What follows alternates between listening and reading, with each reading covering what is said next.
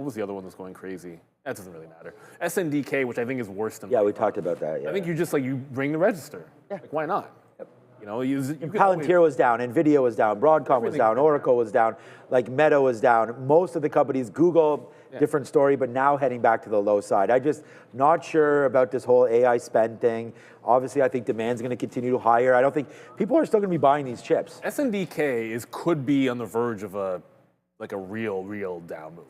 Oh man, obviously. Here's the right way to say it. This didn't look good. Like this looked bad on Friday as well. This was down like 12 to 14% or something on Friday. But I think this one breaks 200 and it's nasty. And SNDK is probably weak. This is why we want you guys in the chat. Like I just found this. I mean, this is exactly what we're talking about. I think the risk is to the downside. So the risk is to the downside. So that's the problem, and I think you nailed that right there. So I want to say thank you to everybody as well. All right, it's 11:02. Sharif has arrived. Good to see him. So he's in here now. Sharif and Joe for the midday. Good show so far. We're back at 2 o'clock, but for right now, 11 to 2, it's midday time where they'll be talking about tons of stocks, probably about the weekend, and we're going to get ready to go. So let's go over right now. We're going to go get that teriyaki tilapia. Yay. How do you feel now, Japan, giving us that? I like teriyaki, though. Oh, I love teriyaki. Nothing teriyaki, I don't know. But anyways, all right, ciao for now. Over to the midday.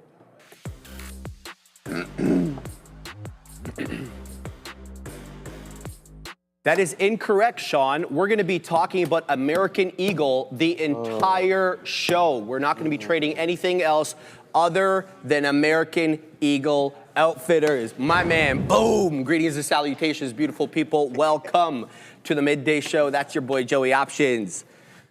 And I'm Sharif. What up, my man? Aaron and Dino. We got Durant Gordon. Why not? Why not? We got Peter Raz, Pi. We got Jody.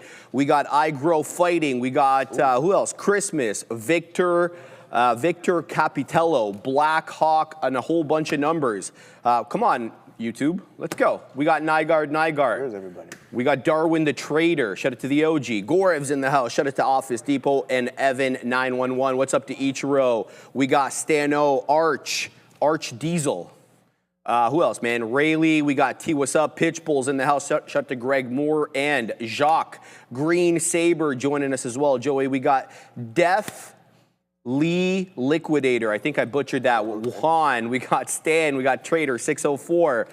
Who else? We got Yannick, Mike, P.D. Ryder, Buffalo Soldier, Dashin, Green Day, Dan, and Michael Baldwin. Good morning to everybody. I hope everybody had a fantastic Monday morning and a fantastic weekend. I know I certainly did. I actually don't mind, again, I told you this on Friday, the freezing cold so long, Joey, as the sun is out. Okay, and the sun was out plenty. Yeah, it was. Very much so, guys. I hope everyone had a fantastic weekend. Obviously, you see me earlier this morning, upgrades, downgrades. Yes, I owe Sharif some cash flow now, so we'll get that done throughout the middle of the 20s. 120 at a time there, Joey. But see, the thing is, see this guy over here? He's just rubbing it in. When I won, it was just calm, cool, Joe, you know what I mean? But this you were rubbing it off camera consistently. No. Every morning you come in and look at the coin and count the amount of days left. Get out of here, bro. Come on now. Oh, man. All right. Always fun and games. Yes, sir. When you come on over to us. I hope everyone, once again, everyone's had a fantastic one. If you're here in the city, starting to get a little bit more nippy, but that's okay, guys. You can put the toque on at any given moment. But let's get right down to business. Good work, Joey. We're going to talk about our loser of the day, and that is going to be Bitcoin. Yeah, so we take one stab at this thing, and we're like, all right, AC Slater, we're coming back. We don't want to try this because it is a no-go, and it's still relatively weak. So that's our 0 for 1. It wasn't our first trade of the day. We'll get to that momentarily. But what we're currently sitting in right now, guys, yes, you guessed it, Netflix hitting that 2-to-1. We're posted up at 94.45. Boom, and there you go. You just catch a fill as quick as you'd like. So, guys, $94 we're in at flat, risking to 93.80, and then you can see we don't take our first out until we hit a 1-to-1. Now we're slowly climbing higher, so I take 20% out, 10% out, and then I cut half off. So I was sitting on 20% right there, and then I took 10% of my 20% off right there. So there is NFLX working for us nicely, and then we have one more. Man, oh man. wanted to go back to this weed space because it was hot on Friday. It was lighting up in smoke, that's for sure. And we get one stab on this one, 10 cents worth of risk. We're at 550 and we're only risking to 540. I get a 1-to-1 right here, a little bit more than that, guys. 1.3-to-1. I take some off and then it comes back to my break even and then I never got back in. So that was a missed opportunity, a big time move there in MSOS. But we're not going to complain whatsoever. Netflix being good to us, as Kip from Napoleon Dynamite would like to say. Please I like be that. good to me. Please be good to me. Kip is great. Yeah, Kip. Shout out to CLYM and shout out to everybody in the chat, guys. All right, we're long here at the half dollar. Here comes the 69. We already took some beak wetters there at the third of a dollar. Look, we defended the half dollar here on CLYM. This is a multi-day runner. This was running Friday. Today's, I think, either a second or third day play, and it is up 21%, looking to take out that 2/3 of a dollar, on its way to 2/3 of a dollar. Of course, the high of the day, 64, now dropping back into 60. I'm looking to defend this into the 10 EMA on the 5 because census broke above the 10 exponential moving average on the 5 at 950. It has not lost the 10 EMA. So we've built a position now right at the 10 EMA. So my entry and my exit are going to be based upon that. Now we all want to look at some others, and there are others running. Most notably ARTV. Very, very good strength on this one. Now, this one has sort of a mixed relationship with these indicators. Sometimes it respects them, sometimes it breaches through them. Case in point, we get that nice breakout right at 930. The implied balance high takes us a little bit above 5, but look what happens. The short sellers were using that $5 area to put a damper on everybody's party, and by the time we got through 5, we got to 506, we dropped all the way back down into 410, and look at us take out the highs as we speak. So a good recovery, and once you cleared 5 decisively here on ARTV, we can start using that as a level of support. It's up 67, 68%. So let's be on the lookout for that one. Where's the 10 EMA at? Well, it's beautifully placed right now at the breakout area. Most notably the $5 area where we had a lot of trouble before. So we've already cleared 5, got into 5 1/3, and tested 5 again vis-a-vis these wicks. So am I looking for another dip into 5? Not into 5, but I am looking for a dip, maybe into the 10s, the 20s. We are looking for a pullback here as we get a little extended away from the 10 moving average on the 5. There's that one. So we're going to talk about ARTV likely multiple times, but there's also AMCI. This one, look, bigger percentage mover on the day. However, the chart pattern not yelling at me in the same way that ARTV did. So AMCI kind of feels like that rounded top. We breach 8. We spend all of no time at 8. In fact, there are no closing prints above that $8, just a couple of wicks. So now we know $8, a key area of resistance, given the fact that we were able to spend no time there. Now, what's the move? 8 is resistance. Fantastic, Sharif. We're going long. We're not going short. Well, I'm looking for VWAP here. 6 1/4. It's exactly where the volume weighted average price is, but I'm not going to overstay my welcome, especially because we're not getting any higher highs and higher lows. In fact, it's quite the opposite. It's more all of lower highs and lower lows. That's called catching a falling knife, and you can get you in some trouble. So a 6 1/4 hold would probably get me out, a 6 1/4 entry, and I'd probably give it to 6, the whole dollar level, and then that would be the end of the trade, and I'd probably remove it off the side chart if it continued to go down. So AMCI in focus, ARTV in focus, and then we're obviously involved in CLYM. But there's others. Now you're going to probably notice a few names on there that are not really strictly small cap gappers, and that's because the pickings are slim. So we had to put some inverse ETFs, the likes of MSTZ, obviously an inverse ETF for MSTR. We got QBTZ. They look fantastic, by the way, respecting technicals, which is an inverse ETF, a leveraged inverse ETF for QBTC. We also have Rigetti, Mom Spaghetti, RGTZ. We're looking for Z. Sorry, my American friends. We're looking for this one as well. So let's see if we can trade some of these positively. You know, that's not really my wheelhouse, but we're going to give these ones the old college try. if they set up in the right way. And then the last two others that I said very little about, if anything, ASTI and YCBD. YCBD is a holdover from Friday. So if this one wants to start, trading in a little bit of a better way, it looks like it's finding support off the 200, moving average on the 5, much in the same way, I should say, that it did on Friday. We'll get involved. But right now it's in no man's land. It'll have to drop into 1 1/3 for me to get interested. And then ASTI, I just put this up because it's just, pickings are slim, guys. This one I'm likely not going to touch. This is absolute hot garbage, making a new high and then immediately going back into area lows. That's not the move. So we're going to be looking for some more. And as always, guys, if there are any other small cap gappers that I've failed to mention that I don't have eyes on, please tag Joseph or myself so that we're able to cover them. And we know about them because sometimes it's hard to always look at the scanner, Joey.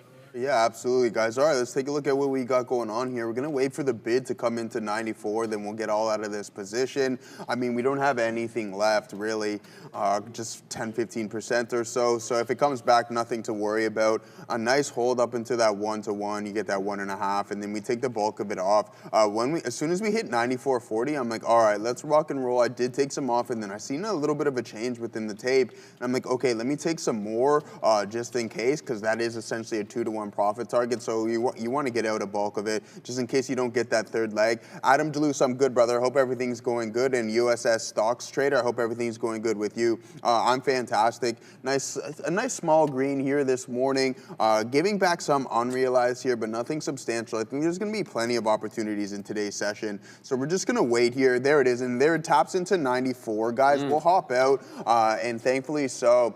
I don't know what is going on here. TWS did an update, Sharif, and it's absolutely disastrous this morning. What's the issue what you're getting? Well, they changed everything. They put some cool features on there. I don't know if you've seen this before. Yeah. But it's still a little bit hard to navigate. I just lost like my top heading, but anyways, it's essentially irrelevant. It changed some other settings right there, so we'll adjust some things. But some cool features coming up here. You get some news and stuff like that. Wedbush reiterates outperform on Tesla and some other things. So not too bad whatsoever. Oh, what's this one here?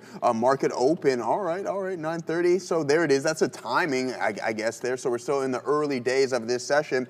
Now, as for, there it is. I just showed you guys some of the things. Now, as for the overall market, guys, it's a weak one. I was thinking short on Bitcoin this morning, but I didn't take anything, and I was looking for a bounce. We just weren't fortunate enough to get anything, nor was it sustained. So we'll keep our eyes on that. I think silver can bounce as well, too, considering it's been strong for the past little while. And a big-time rebound. Like, you close right here at $55, you gap up, and you open up around $57. So if you break through this $58 high, then you can really get the momentum moving in this name. Not too bad on Netflix, but eventually I do believe I wanted to change the time frame on this, but I don't know what I did up here, but we'll figure that out momentarily.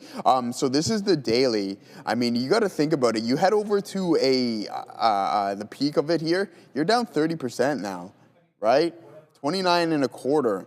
So I like this name. The more it sells, the more I like it. I don't think Netflix has anything to do with the cloud or the chip providers or anything along those lines. So it's just maybe catching strays right now. But Netflix, a streaming giant, we really, really like this name and are going to continue to buy it hand over fist as long as it keeps bleeding, even into the 80s. And we might even fall into that area. Great.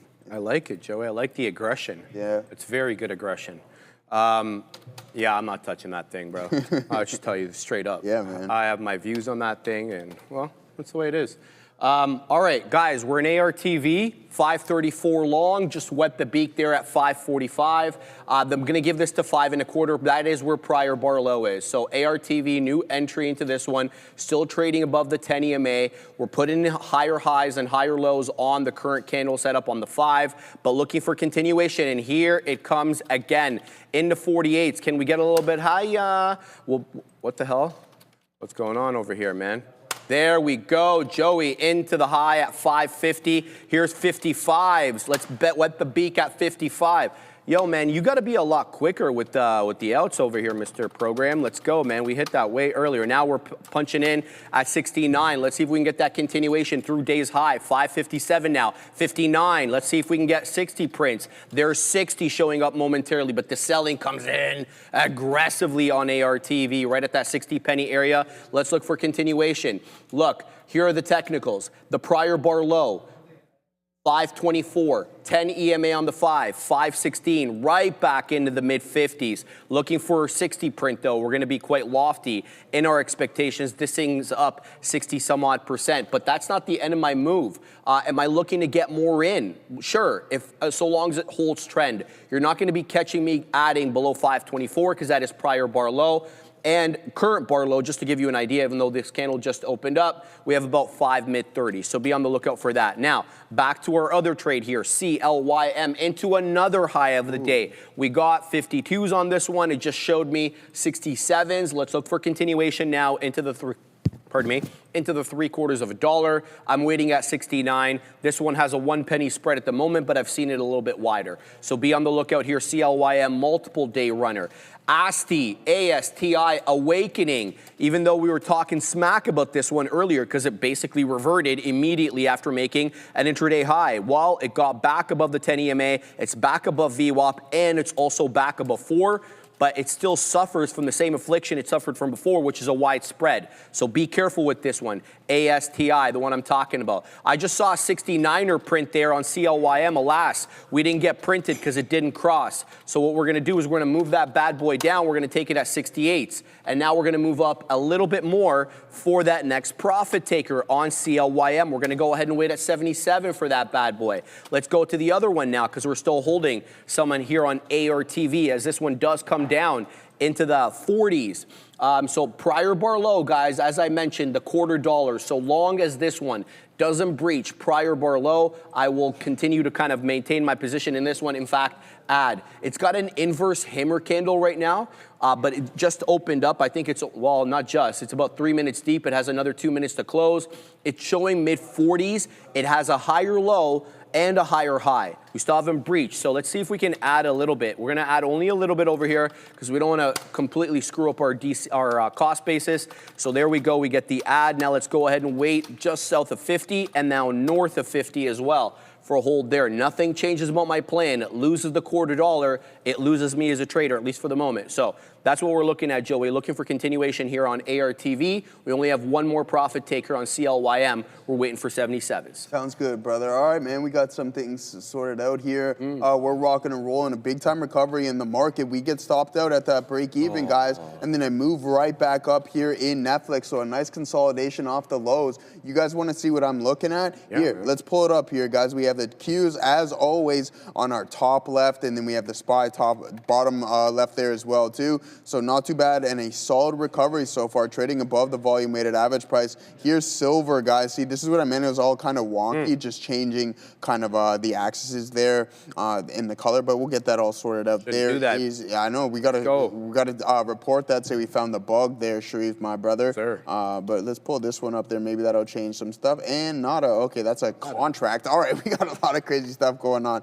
But there goes Tesla. A solid recovery right here. And I was looking at this on the 1 minute. This indecision print, especially in a strong stock, and you experience that pullback, I wanted to get involved with, but it was a little too late in order for me to do so because you know we want to keep those risk profiles relatively tight. So NVDA, MSOS, SLV, Tesla, and IBIT starting to form that consolidation right at that lows. Is this just going to be a consolidation phase where we head into an additional leg lower? Keep an eye out on Bitcoin, might continuously sell. While we're at it, guys. Yes, sir. All right, guys. Netflix is to zero. That's not true. Wow, that's crazy. That's not gonna happen, man. That's Come not on. Gonna, Netflix we love zero. you though, bro, but I don't know, man. I'm not a fan of Netflix, as I made my position very clear. But I don't think it's going to zero. No, I mean, if it goes to zero, then that's going to be big time trouble for a lot of us. But let's head right into it. Right back to these levels, guys. So 94.42 on NFLX. If you posted up one more time at maybe 01s, you would have caught that fill, and then you can hit at 20 cents at 2 to 1 just like that. So not too bad of a look whatsoever, guys. And here it is, healthcare leading the way once again. You have 1 1/10 there, guys. Consumer discretionary sitting in that second place, up 0.9%, almost 1% there. And utilities 0.4.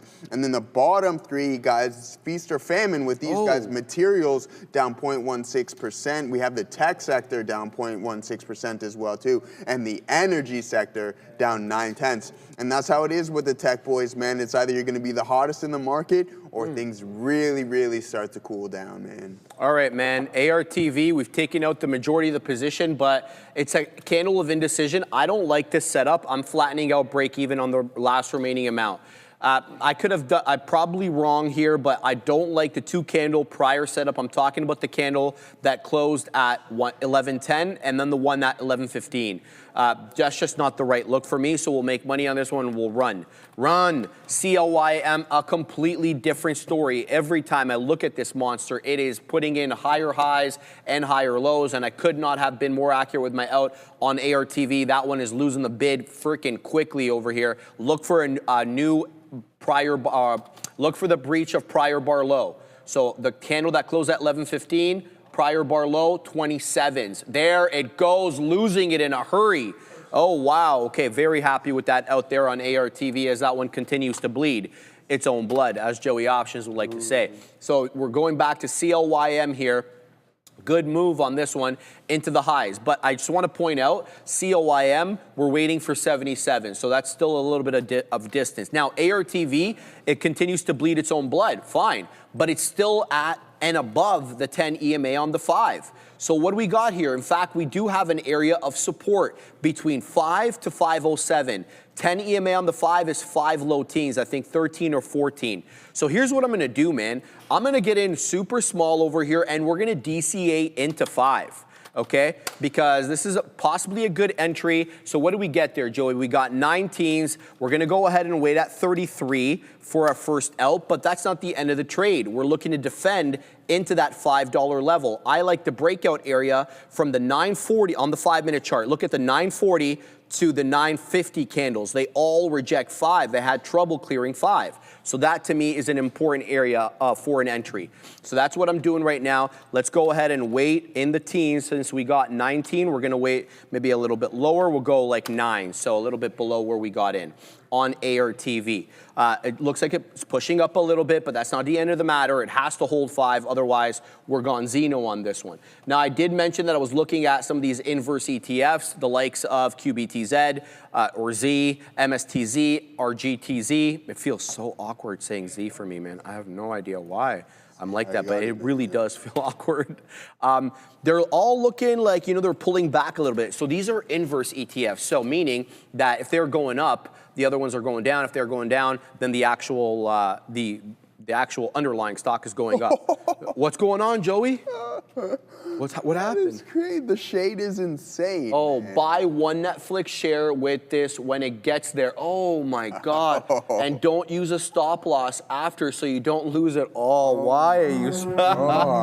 Wow, 2006 Jeep, what? Jeep Limited, what? man. Jeep Limited 57L. I like you a lot. 7 liter, I don't want anybody to, that is a friend of mine to lose money though. Like that's just, I like good juju around me for selfish reasons. When you put out good juju, you know, people around you have good juju, and then you end up, you know, having a good mood too.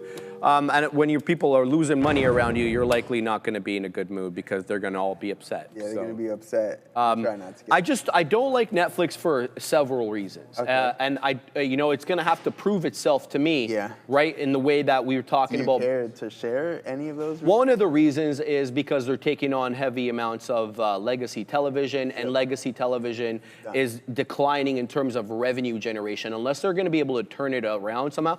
Right? And I know that they're not taking, what's it called, what WBD's legacy channels, like the CNNs, the CBS, or they're not even CBS, CNN, the TBS, TNT as well, some others. Those are not part of the deal. I realize that, but they're still taking on a lot of the company, and it's not for me. Anyway, let's look back over here. ARTV, we got the ad now. Let's see if this one wants to hold 5. Anything below 5 ends the trade for me. Let's go ahead and throw in the stop. How many shares do we have? Good, good, good. Let's go ahead and throw that right there, Joey, and then we're going to give this as much room as we can, as realistically possible, and we're going to look for a hold at this level. But there goes CLYM into another high of the day. I'm posted up at 77s, but this one just got into 75. So obviously, we didn't get the print. Now we're going to look to add, right? Because this is getting extended away from the 10 EMA. So I am expecting a little bit of a pullback right now on CLYM, maybe to the mid-60s, low 60s, possibly as well. The 10 EMA at the low 60s. So we'll see if we can get anything in around there. But it's a very, very good trend on this one. Let's see if we can ride it to the high side, baby.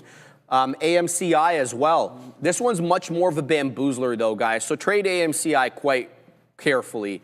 167% in the world of green, but it has a whole bunch of resistance at the 7.5 and the 8. The 7.5 is more of a recent resistance level, and then the 8 is our number 2, resistance level 2 on AMCI. So be careful with this one. It is setting up. It looks good. It's above VWAP, above the 10 EMA, but it is a bit of a bamboozler. It has a range under its belt right now to the tune of $1, and so you can find yourself quickly out of the money. Or you can get the breakout above 7.5 and then be printing up several storms. So just make sure you are on the latter as opposed to the former.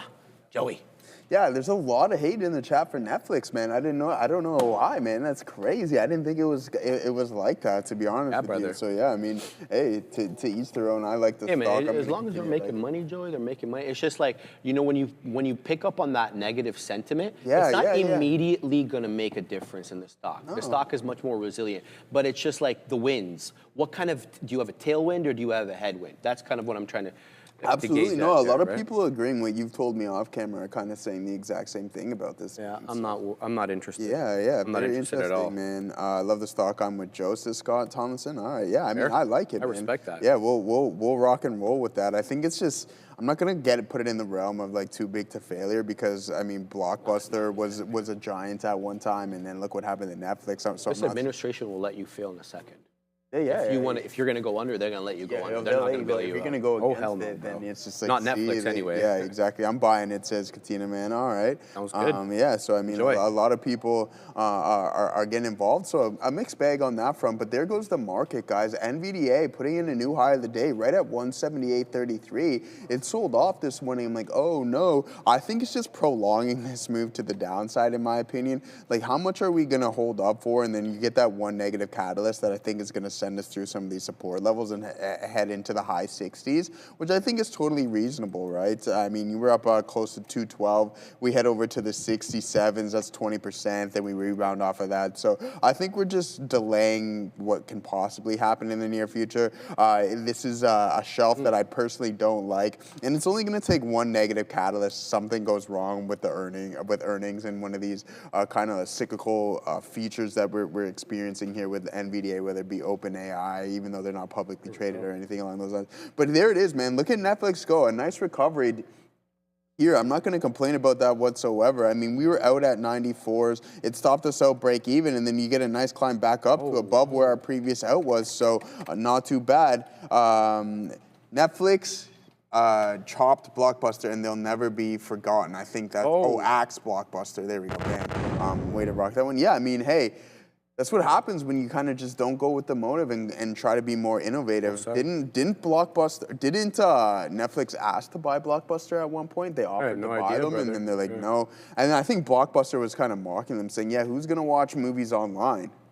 Well, there you go. But yeah, aside from that, let's take a look at our scanner here, guys. I'm cool right now. We're slightly green, nothing substantial whatsoever, and we're looking to put on some more quality trades. And with that being said, have to have those tight risk to reward ratios, and we need to look for that prime time quality setup in order to get involved. We'll post up, we'll wait for those levels to come into play, and then that's going to give us the ability to put on these 2-to-1, 1-to-1.5-to-1 trades. So let's take a look at some of the volume here, guys, at the top of the list. Once again, TSLL, as Tesla is heading towards the high of the day, guys. 88.8 million shares traded in the pre-market session. So a lot of volume coming in here. You won't have any liquidity issues with that. NVIDIA, 67.3 million shares traded, just bouncing off of the highs right there. It's so difficult to short this name, even though I'm thinking of it going lower. I just find it too complicated at times. As for the SPY, nice recovery through the volume weighted average price, but it looks like this rally is just running on fumes. As you can see, if you look at it from a broader perspective, slowly starting to stair step down. Sharif, I see you going. What do you got there, bro? Oh, we'll talk about that.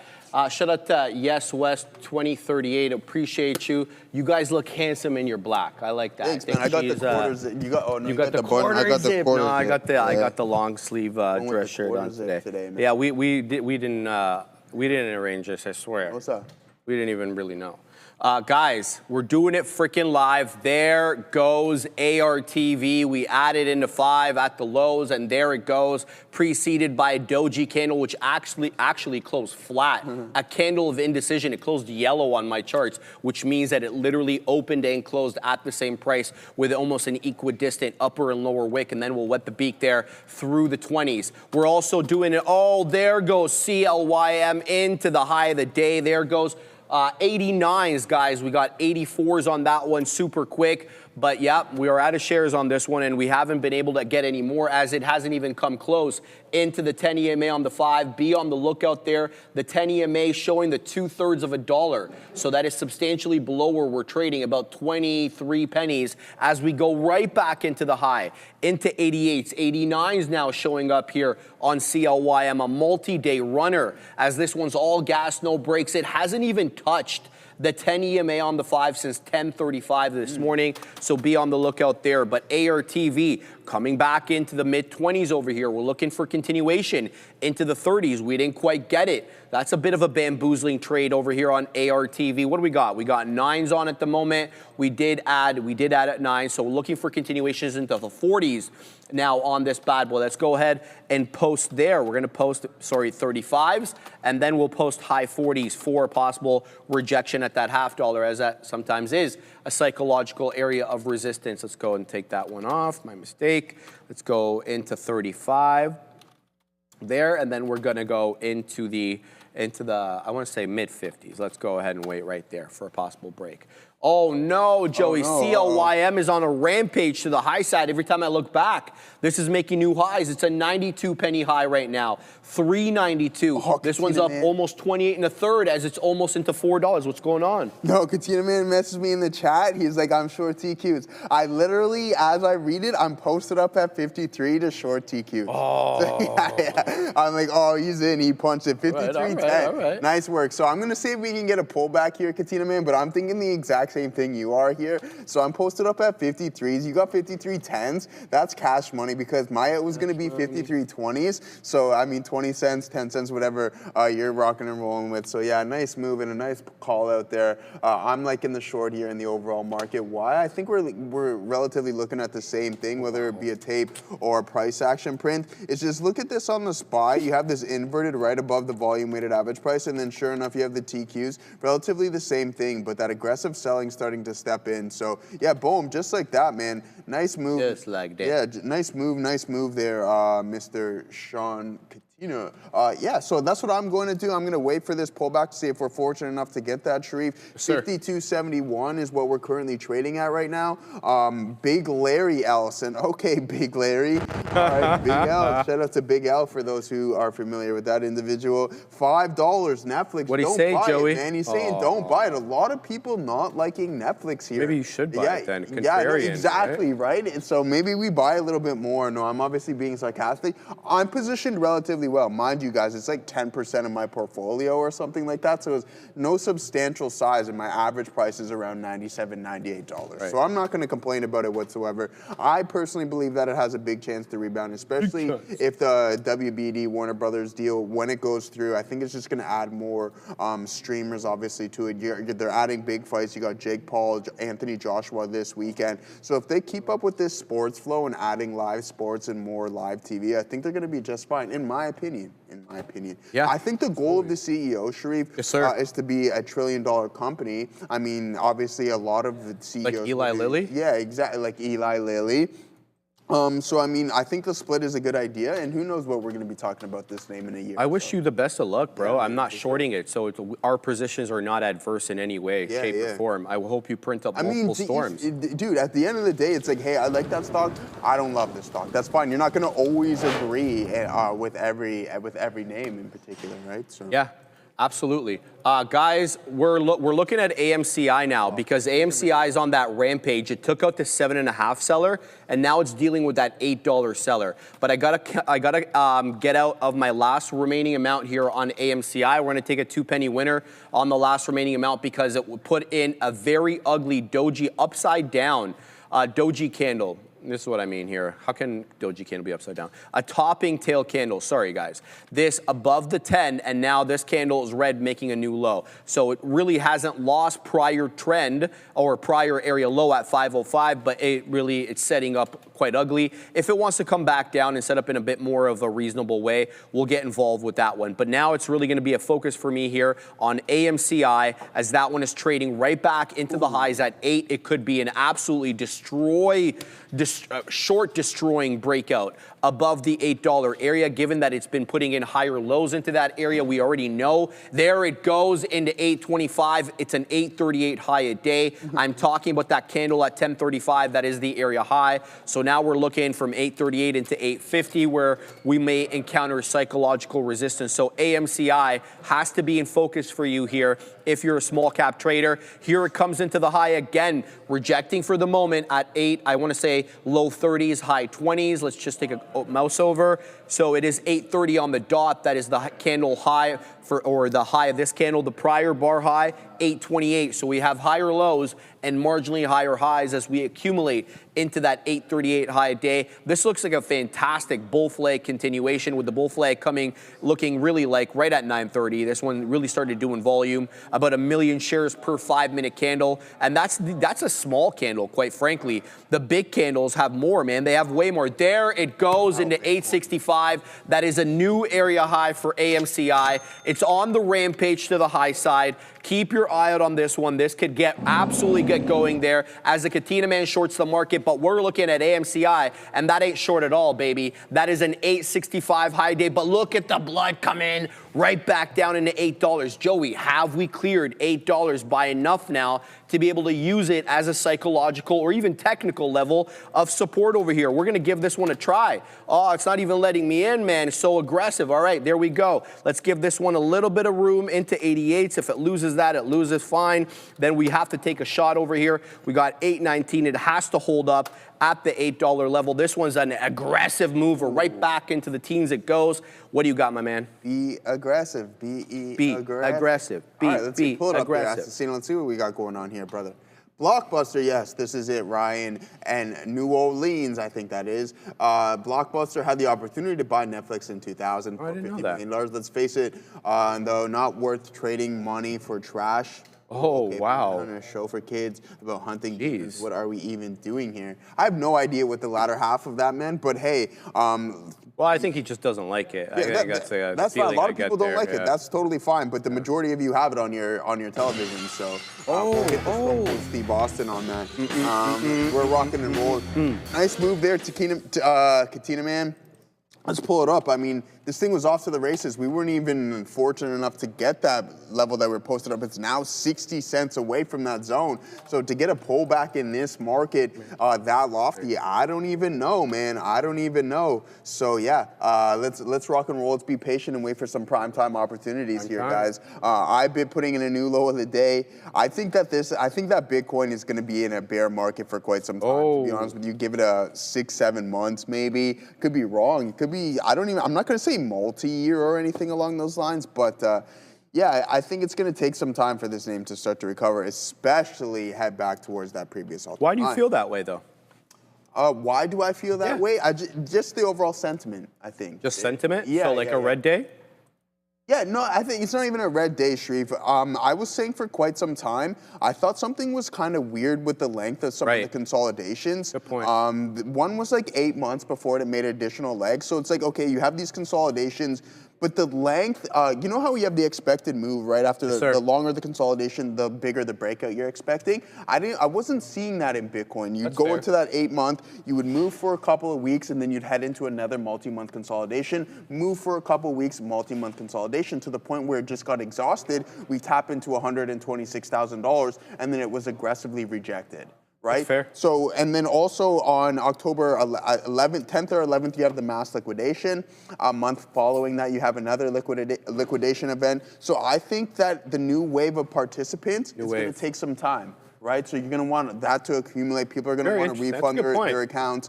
So I just think there's quite a bit of fear in it, and I think a lot of people aren't in love with Michael Saylor and what he's doing right now, just continuously buying it and how you get the institutional adoption. That leveraging, So that's just basically where I respect that, man. At the end of the day, my opinion is you got to make lower lows for me to feel that way. So I let the chart speak. If it makes that area low that Neil was pointing out this morning, that's where I'd start turning bearish and I'd be like, guys, you know, I think we're going to be in for a little bit. Kind of like what we did let's right bring now. it in. No, go want a significant lower. Yeah. Okay. So if it doesn't hold trend, like if it doesn't hold previous area lows, you know how I feel about higher highs and higher lows. So if you think it breaks lows, 43, then there's going to be that. I think we're definitely looking for maybe a deeper retracement, maybe to the bottom end of that consolidation range. What's the bottom end there? 30, which is what? Or like even 60? no, it's like $27. Yeah, that'd be like in the 60s. Yeah, I would say 30 more. But this is what I was talking about, right? Like you go from March all the way to November, just kind of essentially moving sideways, and then you only have a couple weeks of trading higher, and then you go into another multi-month. It decides, hey, we don't want price any higher, liquidity grabs, and does the same thing on repeat until eventually it's just like, oh, okay, yeah, we're not going to climb any higher than $70. But making higher lows all the while. They are, it is. But just something about this shelf and the support level just tells me that it's going to take some time. Fair. And the only reason why I'm saying multi-month is, well, think about it up here, and then up here as well too. So to recover that, I just don't think it's going to be as ferocious as something. You're not looking for a consolidation area, much like we got before, though. No, not right now. All right, guys, AMCI, rocket ship. All right, where we got in at $8, man. We took it out at $8.77 on the dot. AMCI, there's the breakup above 8. I wasn't yelling because Joey was pontificating about Bitcoin. We got to listen to what he has to say. There it goes. It's an 893 high of day right now on AMCI. Be on the lookout now. We could see 10 easily as 8 has been cleared. Now we're looking at 9 as that resistance level. It's up a light and easy and not so big, 223%, and looking to take out more, but it's wide in its spread. It is volatile in its movement, so be careful trading it. You needn't trade this one if you're going in without a plan. Just full disclosure, because you're going to get wiped unless you get lucky. Okay, so 893, current high of day. Be on the lookout for that hold. We're looking now for an 8.5, or I don't want to say 8.5. 8.5 is way too close. I'm looking for a retest of the low 8s.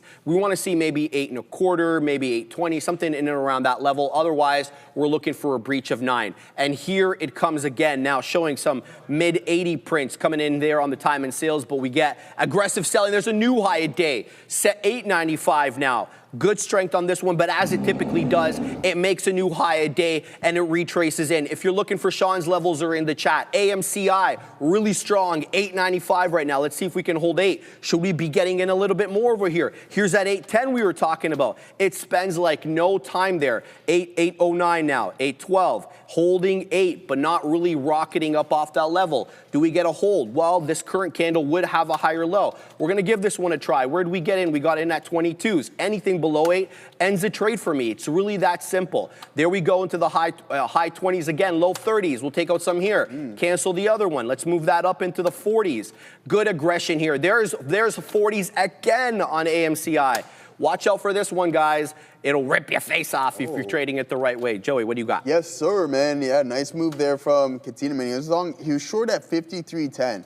Like you're not going to get much better of an entry right there, especially if you're using this high as your stop. And then sure enough, he gets that move all the way down to that 52.40 level. So nice work, brother. Another one, as usual, so nice work. We're happy for you on that specific trade. IBIT, I mean, we're talking short a little bit in the long term on this, but that doesn't mean you can't take the longs intraday. Let's see if this is going to be the potential bottom. I mean, you have leg number 2, and then sure enough, you're getting somewhat of a bounce, but the buyers are just not stepping in aggressively enough because those candle prints, those volume in which I'm talking about are still red there, guys. So I got my eyes on the potential trades. Nothing that I like right now. Netflix looking like it wants to break this 94 level and continue its move lower. So keep an eye out on that one. And then we have SLV starting to form some indecision prints below some support. So we'll keep an eye on this one. On Friday, it was our best trade of the day, so why not go back to it? If it worked once, I think you're putting probability in your favor if you go and take that second stab at it. So let's see if we can get some good risk profiles here. 30 cents approximately right there. So we'll have to take a little bit more shares. That's okay, man. We're going to see what we got. Do I take one more stab on Bitcoin for somewhat of a recovery? This thing takes forever to turn around, but I do like this indecision print right below some support levels, and then now starting to get somewhat of a rebound. Let's get a little bit more detailed and see what the 1 minute is telling us. No hammer candles. It doesn't respect it that much, to be honest with you. Bitcoin, just because of the ranges are so vast, but at the end of the day, we'll keep our eyes out on some things. SLV, what's that, brother? Oh, you good there? Yeah. Oh, okay, all right, man. Just making sure, man. I know you're $150 richer. Dudes change up. Dudes change up when they get that type of money. When they get that kind of money, they feel a little bit different. Yeah, exactly. They feel. Oh man, we haven't even started opening up any discussions on that yet, Joey. You think you're just gonna, it's just gonna be a quick, we're talking super quick, and then that's the end of this. That's the end of it. Sharif. Oh no, you got the. Oh, Joey, I got one too. Sharif. Nobody won the 80, bro. Sharif. Nobody won the 80. Sharif. All right, let's hear it. Let's hear it, Joe. So, do you want that $150, or do you want half of the value in which this ticket I won on? Let me think. If you had won a lot, I would have heard about it immediately, okay? Immediately. I'm not an idiot, okay? I know you way too well, bro. I love you, dog, but like you're not gonna get me with that one. By the way, I bought a ticket, and I don't think anybody won though, Joey. I got 3 Super Maxes with Encore and 3 649 with Encore. Cost me $26. Craziness, man. You know, see, the thing is that I got to scratch the itch when I went and bought the lottery ticket. I obviously spend $2 on a scratch ticket. Did you? The $250,000 one. And? I don't even play. I just scratch the bar and I scan the QR right away. Right, I scan the code right away. Yeah. Hold on. If you scan the QR code, it tells you if you won it. Right or away. lost. Right away. You don't have to. So that's how. All right. So I just scratch it and then see if we won, and that's it. But no. In all seriousness, guys, let's see what we got going on. Netflix putting in a new low. Silver starting to get a rebound. I remember the day I turned. I think it was. Did you have to be 16 or 18 back in the day? 18. 18 or 19? Yeah, bro? no, it was definitely 18. So yeah, when I turned 18, I remember I went to the gas station across the from my work. I worked at Walmart, and anyways, I just bought like $100 in. They used to have this Pac-Man game, and my car used to be littered with these scratch tickets when I was a teenager. But I wouldn't even play. I just scratched the code. And dude, one time I thought I won $2 grand, and I'm running across the gas station parking lot like this, and yeah, I didn't win. How was the feeling though? The come off. It sucked, man. Yeah, it was slightly embarrassing as well too. But no, as for the trades, guys, I don't got anything going on right now. All right, guys, we're in ARTV. It's gonna have to hold VWAP here. We're in at 5. The volume weighted average price is at 490. So what I've tried to do is, because the volume weighted average price and the psychological $5 level are so close, I've given it the prior bar low. It's holding the general breakout area. So here's what I'm talking about. Bottom chart right there. This is the 5. Always will be the 5 on my screen. So there you go. You have a $5 to a 480 range. So that's the buy area. So let's see if it holds this area. It's a prior area of resistance. It's obviously been above it to the tune of $5.60, but now it comes into VWAP. I got 98s on. I've wet my beak there into 10s as it did get a price spike up, but we didn't get anything north of that. Now we're waiting, I believe, at 15s. But it's AMCI's world, and we're all just living in it. 895 high. We did well on this one. It comes back down, loses 8, so I had to flatten out. I actually flattened out before that. Lo and behold, though, it didn't give a you-know-what about that $8 level. In fact, it was more respectful of the other level that we always talk about, the 10 EMA on the 5, right at $7.75. And here comes $8.50, 75 pennies higher. Quick as you freaking like, baby. It's an 895 high of day, though, as I mentioned. AMCI, very dangerous to trade if you're a newer trader, as this one has a tendency of breaching levels, and it's wide in its spread again and very volatile. So it'll move on you quicker than you've even had an opportunity to think. So keep your eye out on this one. Prior bar low, I should give you that if you want to base your out. 768, showing 8 1/3 now, but having trouble with 850. So that's what I'm seeing. 895 high. I feel like at this one, though, if you catch it at the right area, there's a really, really good shot. You get 10s today. You know, you're not often going to see 895 high or whatever else, okay? Here's ARTV moving back into the mid to low teens. We're looking for 15s on this one. We got 98s. No continuation. There goes AMCI. Just as I was speaking about it, it made the all-time, or not all-time, intraday high as I moved to the other one. It is now 9:15 high of day on AMCI, as the higher lows here are operative through that technical cycle, or psychological, not technical level of $9, 915 high. Look for now a dip trade and a move north of 9. So AMCI up 225%, Joe. All right, good stuff. Yeah, good call out, Gorev. I like that on this pullback here. Indecision print right at the lower end of this pullback, and then you get a nice little pop. So I'm going to wait for this move to come back into 117.30. If we hold up, then we'll get involved in this. But it seems that it's off to the races for now. So, I mean, a nice pop in the overall market here.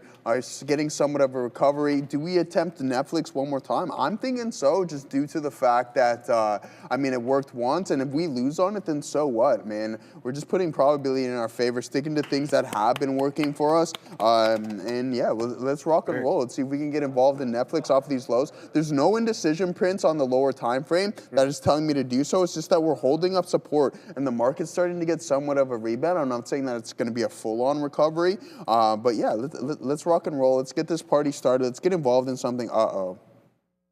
What happened? You know what? Uh-oh. This is the real uh-oh. Yeah. Wow. Yeah. This Wow, the real you came in hot. boy. Should we be reading that, Joey? Let me read it first. We're going to have to vet it. First. We got to vet that. You know what? He's a liability. We love him, but he's a liability. Look how deeply concentrating Joe is right now. He's making sure all the T's are crossed. All right. Yeah? Can I read it out? Yeah, you can read it out. Okay. Sharif.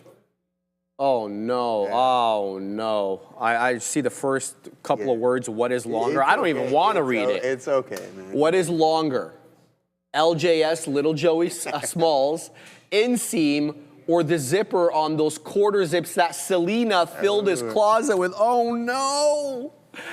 Also, who is calling themselves big? Yeah, I know you don't like that big smile. I know you'll fight anybody else for the big moniker. Ooh. There can only be one big one.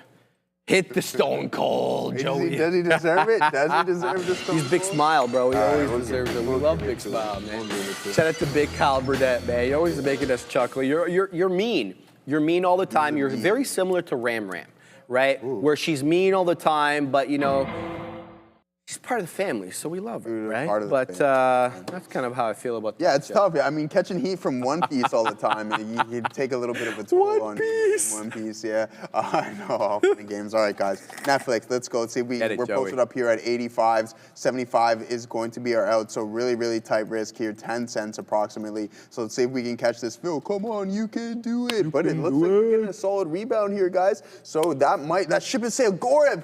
There it is. This is what we're talking about, a nice pullback indecision print. Way to call that one out, man. Do you have your scanner on or something like that that sends you these alerts? Because you snipe them quite often. Oh. So nice move from 117 all the way up to 118.22. So that's a big time move. 10 cents lower. We're catching this fill here on NFLX. I went full size, to be honest with you. So I'm posted up full size. Let's see if we can catch this up here. I want to extend this a little bit more so we can see it. Boom, boom, boom. Oh, okay, 85s, not 75s. And then that's when we're out just at the breach of the low of the day. Let's see if it wants to catch this fill, and then we can rock and roll. Is it better than our previous entry? Oh yeah, substantially. So we were in at 94. We'll grab that one 15 cents lower if we have the ability to do so. But Robinhood, an absolute monster of a rebound there. If you're gonna stick with some names, it did trade, wow, to a low of 115. We were looking at this at 130 a couple days ago.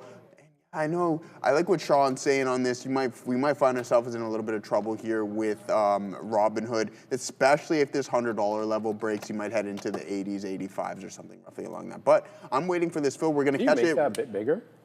The Robinhood one?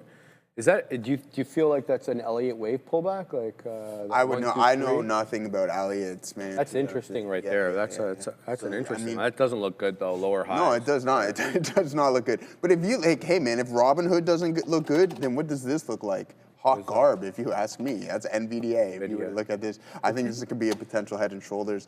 No, why didn't you fill us there? All right, so yeah, that's what we're sitting at 93.85 now, trading up to 93s on NFLX, Sharif. All right, guys. Wow, man. I see CLYM, guys. It looks really good here, and a lot of you guys are calling it out. They're like, Sharif, this is bull flagging. It's got higher lows. You're absolutely right. We're going to get in here. I'm holding some of ARTV as well. That one is continuing to put in higher highs and higher lows. Let's see if it gets a move into the 20s. We're being lofty in our expectations. We got 98s on now. Let's see what we can get. 412 high, though, for CLYM. We get in there at 8s. Let's see if it, pardon me, gets above that high of the day. It does feel like it is a flat top break, possibly here on CLYM with that seller in the low, and yeah, like 412, I guess. That's where the out is, or that's where the high of the day is. So let's go ahead and post here. We're going to wait a little bit above that for the first profit taker. Here are the levels. Obviously $4 in focus, as that is the whole dollar level and a psychological area of support. But I got to tell you, it wicks below $4 like it doesn't even matter. So I wouldn't be placing my stop at $4 if I were you on CLYM. Below that is the 10 EMA on the 5, which is showing 391. So let's see if we can kind of hold above that level on CLYM. If it loses that, I'm out. I'm going to get in small, and then we'll look to defend that 10 EMA. If it loses a 10 EMA, we're gonzino on that, though. So that is going to be my look there. Oh, my God. The Casey Armstrong. Yeah, I don't know if I can clear that message there, brother. That's funny. We'll just read it in the chat. I think you'll chuckle. In the chat there. Who said it? The Casey Armstrong 69. And he's living up to that 69 moniker he's got in his name there, Joey. Funny. I like him.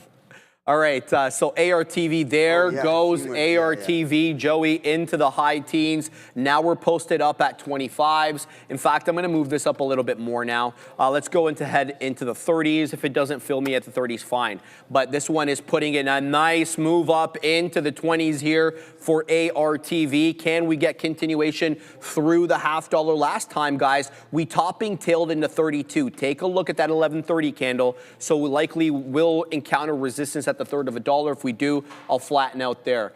Shout out to Chuck of all trades. His stop is 391 on CLYM. I happen to like that, brother, because you're obviously alive to the fact that $4 is not holding as a technical area of support. It's being breached multiple times.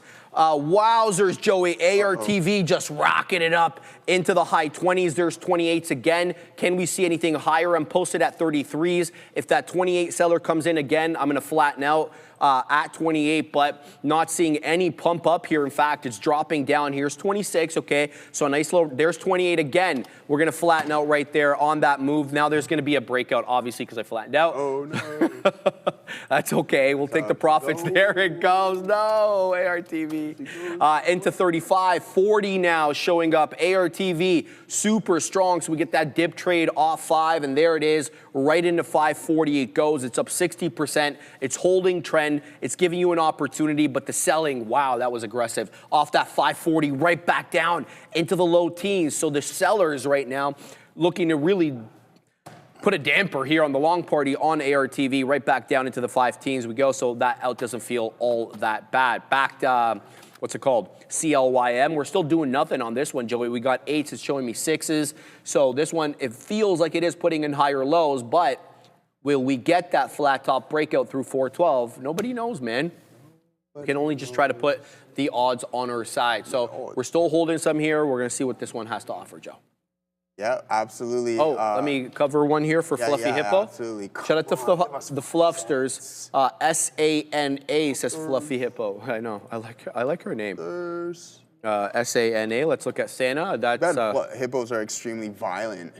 They are. You know, they're not going to eat you because they're vegetarians, but they're going to maul you to death. They will right? maul you to death right? if you even look at them wrong. Those guys, man. I didn't actually see any hippos on the safari. Oh, really? No. No, they were there, man. They seen you, brother. No, it's like every reserve has like certain animals that they have, and this one didn't have it. But yeah, it's okay. Fair enough. So there is SANA. It's not a bad one, Fluffsters, but it certainly had that area defend between 510 and 515. You could make the argument for a double bottom into 505. Then there is the high of daybreak 536. But you know what? It's really only up 3%, right? And it's thickly traded. Why choose this one, though? Why not choose a strong runner like AMCI, ARTV, CLYM? I see where you're going for here, but this one, it may not be my cup of tea, quite frankly, just based on the trading range that it's been doing, but it's not bad. I would say look to buy it up at 520. There's seems to be initial resistance, Fluffy Hippo, at 520. If it comes back into that level, that could be an interesting buy. Oh, and it's lunchtime. All right, guys. Concussion demand, fast solutions, NYSE listed Orogenics. Ogen is developing one designed to reach the brain quickly and non-invasively. Learn more by scheduling a meeting today. All right, so there it is, guys. Schedule your meeting. Come on, come on, come on. Yes, bang, there we go. Bang. 1-to-1, man. Yeah, let's rock and roll here, Sharif. Adding some more on Netflix. We were just sticking to our guns. So we told you where our out was. We're in at 85. We're out at 75. So we wait for that 1-to-1 to come into play. That next level is going to be 94. We'll hold up for that. 2-to-1 would be at 94.05s, which would be absolutely phenomenal. But we just took 20% off right there at a 1-to-1. Let's go. Nice there on Netflix. No, Gorb. Most definitely, Gorb, you had the nice call out on Robinhood. That was definitely a play of the day. But this 1-to-1 so far on Netflix is pretty good. We're going to hold off some more. Unfortunately, I have unrealized it's a still full risk unit. But if it comes back to my break even, then we're going to have to get out of this because it doesn't look like it wants to bounce. But guys, what? No happening now just yet. But we got something. Ooh. When I said you listen, you close that mouth and you listen. That individual is about to speak. That's right aggressive. Now. I like it. Very aggressive. Yeah, you better when the man is speaking. That is for sure. Jeez Louise. I mean, y'all can do what you want. I mean, chill, relax, grab some lunch if you haven't already. I got my tilapia here ready for after the lesson of the day. Oddly enough, the rest of this, so there's like here, you guys can see this a little bit. We got some vegetables in there. I don't know what's going on with this like bean thing over here, but it looks pretty solid. I don't know how the tilapia is going to go, but it's definitely heavily seasoned. So it looks like they're trying to mask a little bit there. No, I think one of the things, and the reason I'll reference the tilapia is we consider around here sometimes when we get the tilapia for lunch to be bad news. But just because you get bad news doesn't mean everything's going to be horrible. And just because you get good news doesn't mean everything's going to be great. And a lot of times when talking about the small caps, and I'm going to reference a couple here, not having that assumption can help you. So in our watch list, we had RADX. And obviously, we also had iRobot, right? So RADX, going to be another one of these small cappers that's going to gap up. You're going to be feeling pretty good about any kind of a positive story, yada, yada, yada, pharma story here, where like positive trial result, and you're going to be gapping up. Whereas you had literal chapter 11 in terms of iRobot. But if you look at RADX, despite being up 150%, it's been nothing but trend down. And if you were to look at iRobot, there's actually been some pretty constructive longs. So what are you supposed to do with that? You don't want to sit there always going against a news story. But one of the positives about getting ready early or following us starting at 8 o'clock when we come on and talk about these stories is you can look at what the pre-market action is telling you on gappers, whether it's gapping up or gapping down. And you'll see here on RADX, well, the top was at 7.15 to be precise. By the time we're coming on air at 8, it's actually making some lower highs. And then when you get to the open, it's still resisting that lower high. It makes one attempt to break resistance, but it's really just making lower highs and lower lows by the time you get to the open. So despite the fact that this was a positive story, you had a little support that you could scalp, but the overall trend was down. And if you're not married to the notion that you got to go up on good news or down on bad news, then you might have found yourself with an opportunity to either take profits early or to look for a short. And then similarly, the other way that you could have thought about this is a dead cat bounce. An iRobot. Now, we've seen this. This isn't necessarily something that you want to marry yourself to, but we have seen companies that the day that they announce Chapter 11 or they're filing Chapter 11, you're going to gap down so far that sometimes it's like, how much further can you go? So it's easy enough to say there might be bounce. We've seen it before. But look at the difference. You gap down in iRobot, 7 o'clock, that's when you could have been long initially. It's gapped down huge. You're making higher highs, higher lows, then 8 o'clock hits.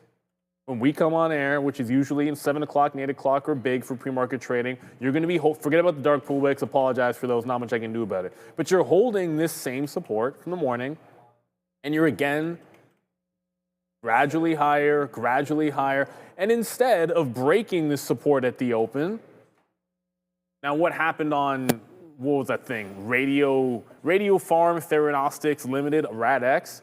What it did was it lost support right away at the open.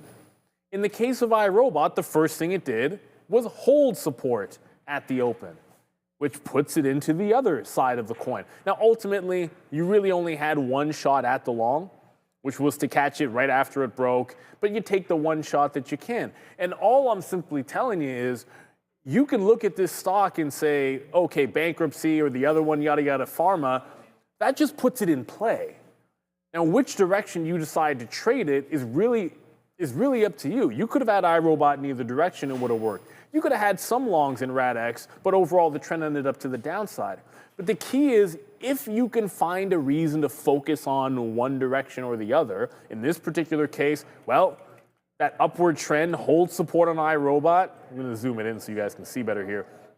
Immediately holds that support at the open and breaks out. Now, did it get to 160? I liked 160 for a short level. I was kind of hoping the move would go there. Didn't go as far as I would like. But honing in on essentially one direction or one price, either waiting for a 160 short or looking for it to hold support and then just taking a breakout long, you get your one win.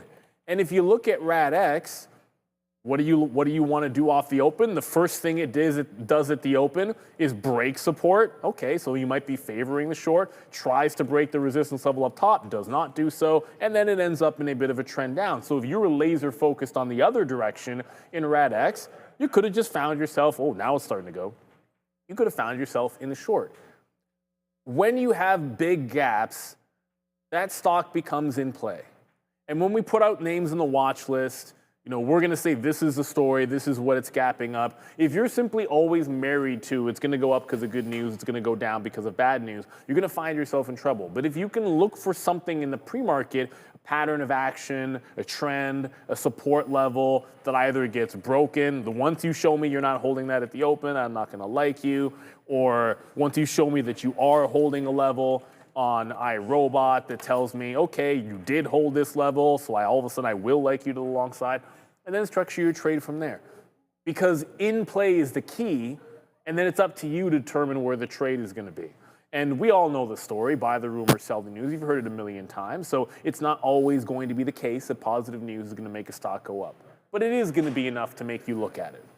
And one of the things that I know Sharif says this a lot, which I really love because he's trading the small cappers, which is important. Just because it was in the news in the morning doesn't mean that I like it during the middle of the day.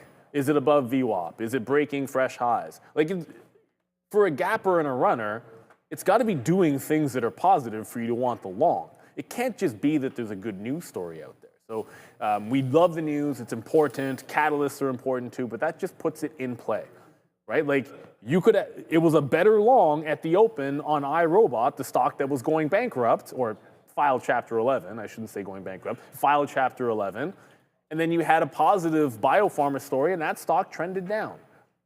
But you had those signs if you were willing to look for them in the pre-market. That's why we come on early. Your first job is to find it in play. Your second job is to determine what to do with it, and it's not always going to be as simple as going along on Josh Allen.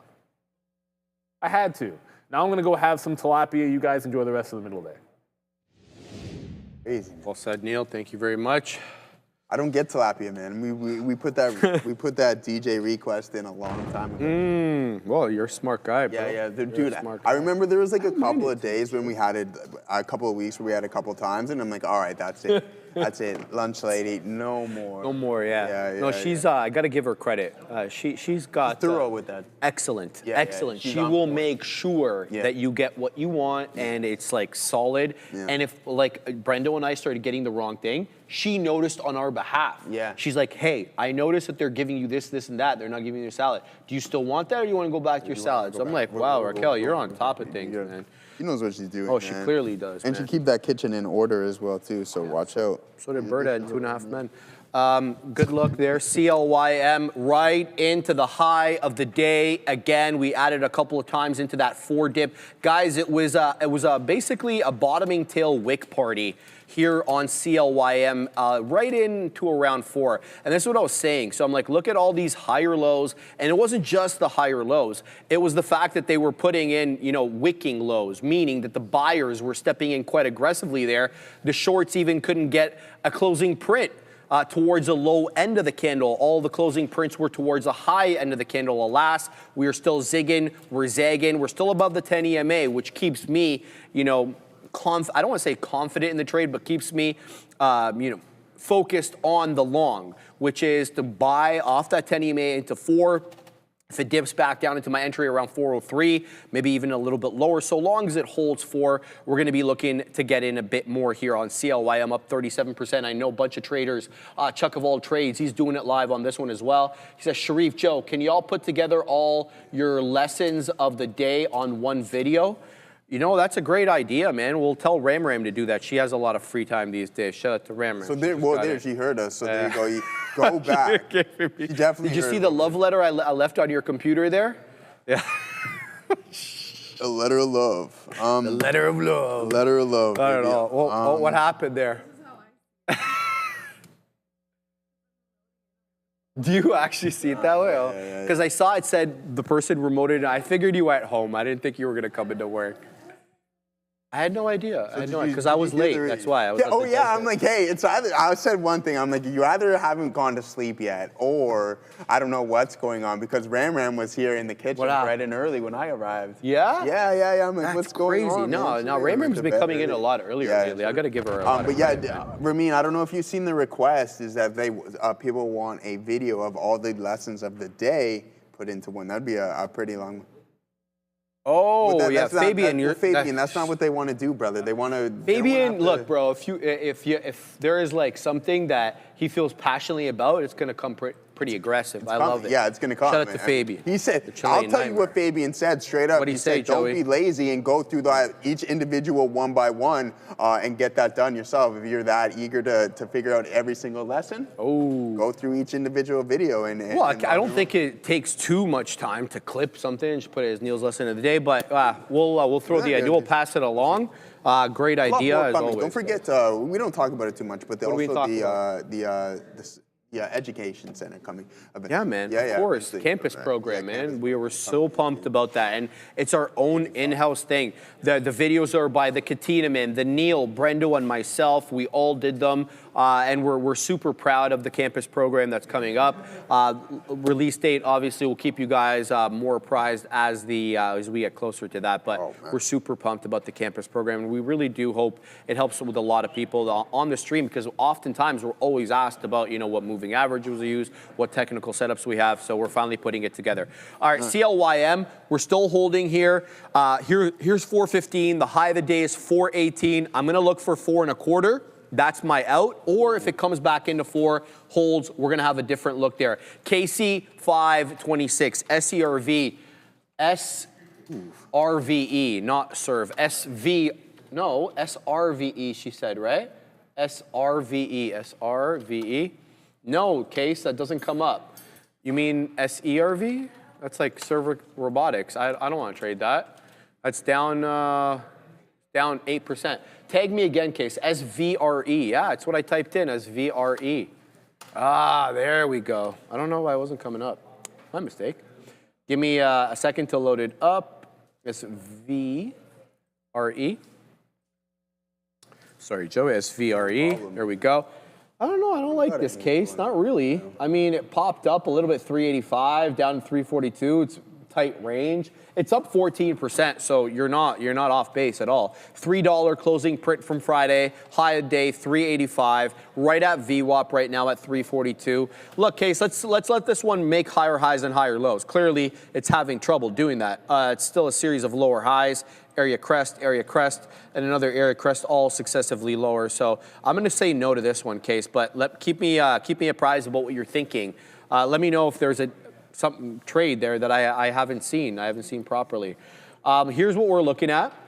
We're still looking at AMCI, which is still, ironically enough, holding trend above $7. So even though, this is much closer to VWAP than it is to the highs, take a look at this area over here at around 650 to 7, where we bottomed out. Now it's more like 675, where VWAP is. So this one does look like it's respecting indicators, AMCI, ARTV, that we had several good trades on. Look, it's coming back down with lower highs now, man. So I have to be alive to that. We did catch this dip trade here, and we ended it in the 5.25, and it's been bleeding ever since that time. That's the bad news. The good news is it's putting in higher lows. So if we look to this 1140, 1135 candle at VWAP into 490, that's the area low. And then so far, this 1210 candle has the area low of around $5. If we can put in a higher low here by holding 5, and then most importantly, change trend by getting back above 540 so we can have that higher low and that higher high, ARTV would look a whole lot better. That's really it. And I know I haven't touched any of the inverse ETFs like the RGTZ, QBTZ, MSTZ that we said we put on, but if I don't have to, I won't, because they're not really strictly small cap gappers.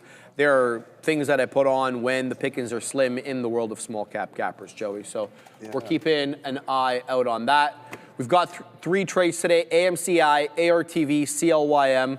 We'll look to do some more damage on others. You're trade for trade right now?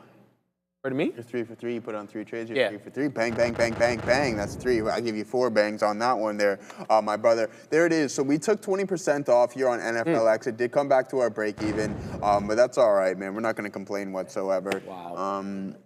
Yeah. Sorry, Joey. I got to cover this. Yep.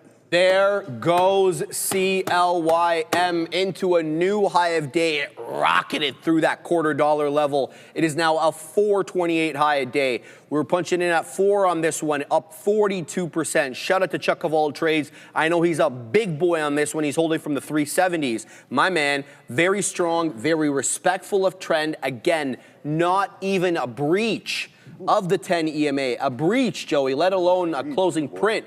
It hasn't even touched it since 1035, and at 1035 didn't even breach it. It just touched it quick as you like, and then right back up. There it goes, 428, Joey. We're gonna look for continuation on this one. Updated levels, the 10 EMA on the 5 now on CLYM. 407 like the highway. We'll be looking for a 410 break though, because there was a long area of consolidation at that 410. If it consolidated for that length at this level, I'm going to look for it to act as support. But we'll say a buy zone. We'll say 410 to 4 because I don't want to be too strict with my entries on CLYM, but it's up 43% and looking to do more damage. Adam, I should say all class Adam. Sharif, have you ever thought of utilizing other indicators to confirm your executions and identify exhaustion patterns?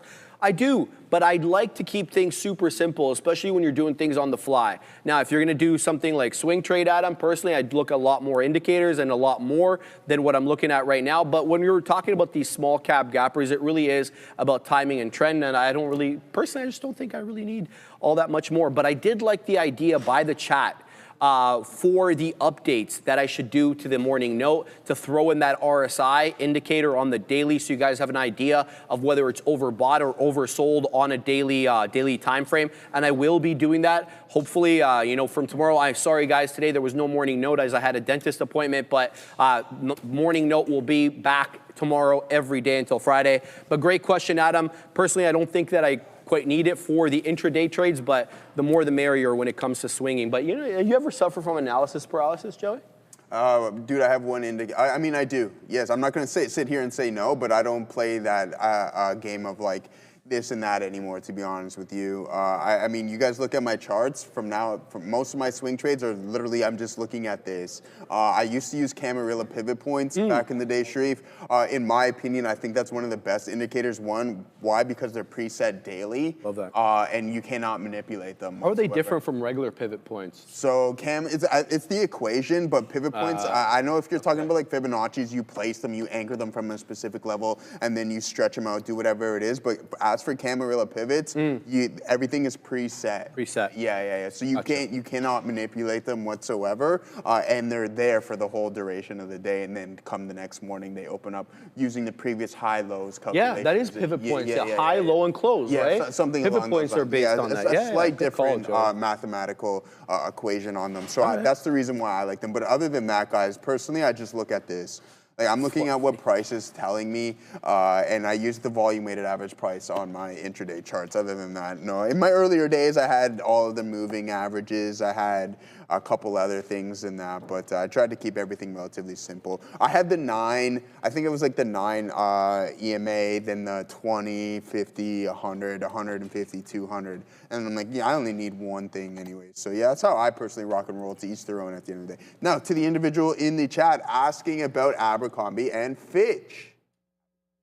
Big time move off of these lows here, guys. $65 all the way up to $119. What? That's a massive move. Yeah, I mean, look at the volume supporting it as well, too. That's breakout volume. We always keep an eye out on the profile to see what we got going on that front. And then you can see from an average volume standpoint, this is a slight increase, which is good in supporting the thesis. In my opinion, retail space, a little bit tougher to get involved with, but there goes American Eagle all the way up to $27 on that one there. Nice work, Sharif. Sharif was buying this in the lower teens, not even teens, I think like $10 or something along that. So that's a nice ROI in AEO. Look at this. As that thing is continuing to climb higher. Oh, whoa. That's the thing. We're going to get a 27 print, Joey. That's crazy that you can just type that in there like that. Oh, you don't know? Oh, no, you just got to switch back to the other charts. I don't know why. Man. You don't like these charts? No, dude. Can I tell you that? But I'll tell you one thing right now. When I'm trading Blue Ocean, yes, I have to use that. Oh, those don't work? No. Yeah, it won't display. Yeah. So then you know and you don't like them. Exactly. Fair. It's not that I don't like them. This is easier. There's more features on this here. I think it's just a little bit more easier to use. And do you have all the studies or whatever they call them? Do you have all of these? Yeah, the indicators. All of and them, everything? like everything. No. So that's what I'm saying. Detailed. Well, yeah, dude, like there is plenty of this. I put the Camarilla pivots on this one. I used to have it on that one. Yeah, that's correct. But yeah, I mean, I like this one. But when I'm trading Blue Ocean at home in the evening time, I do use that one. So Joey, I forgot to show you something that's very, very important to this deal. So you recall that the bet was the pair of jeans from American Eagle that I want. Yeah, get that. Right? Yeah. Hold on, Joey, because Neil was nice enough to send me an email forwarded by our other very good friend, D. Westermeyer, who is from the heartland, of course, from the Midwest. So we're just gonna show this real quick over here, Joey. Yeah. Let's pull this up because apparently there's very expensive. Ram knows where I'm going with this. There's very expensive jeans at American Eagle. Here, give me a second. We're going to go inbox only so that we can filter all the other ones. Michael Noss. We're looking for Neil because it was forwarded by our very good friend Neil. Where is November 13th? I think I'm passing this, Joey. So, Michael Noss. That's Brendo again. Where the hell is it, dude? Okay. I can pull it up for you, but Oh, you already got it?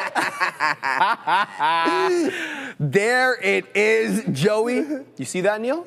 You saw that $3,000? Was that U.S. or Canadian? Bring it down again, Assassino. That's probably going to be U.S. I think that's U.S., brother. So it's about that's probably 5,000 Canadian. Yeah, 4.5K cash. What do you think, Pat? Should I get the 150? Or should I be entitled to these $3,000 USGs because technically, they're American Eagle. I mean, we can get those.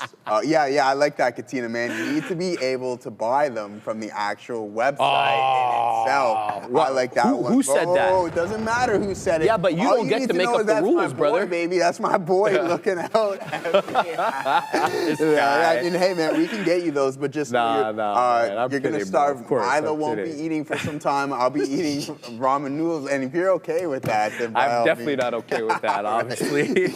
Nah, man, we're having fun, man. We're having, you know what, a giggles. That's but it. we're Hold on, Shreve. I want to talk Joey. about RIVN here as it's breaking out. So this is an additional move higher. I mean, a nice move, sustained. Gorev caught this on Friday off of the volume-weighted average price, and it's looking like we're going to be doing the exact same thing today. So there's a lot of chop going sideways, and then now you're putting in a new high of the day around $19.23. Let's head over to the daily and see what we got going on. Yeah, I mean, this is a breakout. Once it breached that pivot at 16 bucks, you're off to the races, and you're starting to see a volume increase as well, too. So a pretty good look. I was thinking about looking for a small bounce here on the TQs, but I'm not in love with it as we're establishing lower highs, and that's not my jib, brother. Sounds good, man. All right, guys, CLYM continues to go, man. It really does continue to go. That 413, I think that was really the opportunity to get in on that candle at 12:15 when it glanced at the 10 EMA, and now it is substantially higher. It's a 4.5 high a day on this one. We were dealing with this one multiple times. 3.5 initial entry. We wet the beak all the way up to 380, get back in at 4, wet the beak all the way up, pardon me, to 4.25, and it just keeps going and going and going. 50% in Greensville now for CLYM, or almost there, 49 and change. Very good. Nothing bad to say about this one other than, you know, just pick it up off the trend. And the trend has been quite clean. And I really do mean it when I say that there have been no breaches of the 10 EMA. Even this candle right there at 1035 that quickly wicked off the 10 didn't breach it. This candle over as well. I mean, the last candle that was decidedly below the 10 EMA was the 950 candle. Otherwise, it's been a very, very clean hold for the name, and that's where I would suggest you try and punch in. Look for something, an entry closer to the 10 EMA. If it gives up the 10 EMA, then it would be the first time on the day that it's literally done that, so that's not a bad reason to get out of a trade, in my opinion. 48.5, let's see what this one has to offer. There's a couple of others as well that are good technical levels, chief among them, ARTV, right back into that volume-weighted average price, a little bit below it, trying to get back above it now. The problem with ARTV is it looks like it's setting up for a... I could have just said flat bottom break, but this one's more entertaining there. We'll hit this after, too. And the reason I say flat bottom break, Joey, is because 560 area high. Then what happens after that? Lower high into 540. All the while, it's holding the same area of technical support, that volume-weighted average price between 490 and 5. So if we get yet another lower high, let's just say for the sake of example, into 520. So that would be 560, 540, 520, same area support. That's the recipe for a flat bottom break. Now, that doesn't mean you can't catch money fills off the volume-weighted average price, say for sake of example, 495, and ride it into 20. But you need to be alive and ready to get out for that flat bottom break and take the majority of your profits to the upper trend line. And, you know, if it continues to run, then I'm wrong. And it's obviously had a bit of a trend change. So hold a piece for the dream in case I am wrong. And especially if you're insisting on being long on this one, wait for a decided break back above 540 based on the current price action, because that would break the lower high trend, and then you would have yet another area high. I'm talking about a break of trend above 540 on ARTV. So that's another one to keep on the lookout there. AMCI, the other one we've been focusing on, just got a double bottom off 675. Lo and behold, it's the volume-weighted average price. It rockets up $1 into 775. But this one, you know, it moves dollars, no problem. The thing is about this one, it's still suffering from the same affliction it was suffering from before, which is resistance at 8. All these prints over here weren't, well, not prints, closing prints, weren't able to breach 8. Then you had a couple. You had the 1135 and the 1140 candle, the only ones that actually have a closing or an opening print above 8. But then look at what happened after that. All hell broke loose all the way down into 675. So 8 is a hard level for AMCI to clear. It doesn't mean it won't. And when it does, there's a good chance that this one sees 10, because we already have a 915 high a day. Just make sure you're picking it up off key areas of technical support. But CLYM is all gas, no brakes, Joe. Every time I look at this for a possible entry, it's at a higher high. Oh, yeah. 463 high on CLYM. Yeah, I have no trade on this until it pulls in to a little bit closer. Another high a day, 466 now, high of day on CLYM. The strength is on right now for this name. Trade it carefully as it trades near the highs. All right, guys. Yeah, so we're posted up at 35s here in the TQs to see if we can get that filled. Same thing, same narrative, guys. 10 cents of risk. I like where we're at. Lower end of the range. We catch that fill and we get into the top end of the range. We'll be able to hit a 1-to-1 at least. We'll take some off. And then at 55s is when we hit that 2-to-1. But the downtrend is still fully intact, as you can see here. And if the momentum in NVDA wants to pick up, then we might be in a little bit of trouble. But regardless, man, we already know how much we're going to lose. We know the potential of what we can make on this trade. So there's nothing else to fear because we know the worst case scenario. You guys are still going on about the jeans in the chat there, eh? Very interesting. All right, so yeah, other than that, guys, Joe's theme music, yeah, other Zinc, he likes that. If there's any specific tickers that you want us to go over, put them in the chat, guys. We'll be happy to do so. You can see that we're posted up on the TQs, and that's what we're doing, man. We're just being patient, waiting for levels to come into our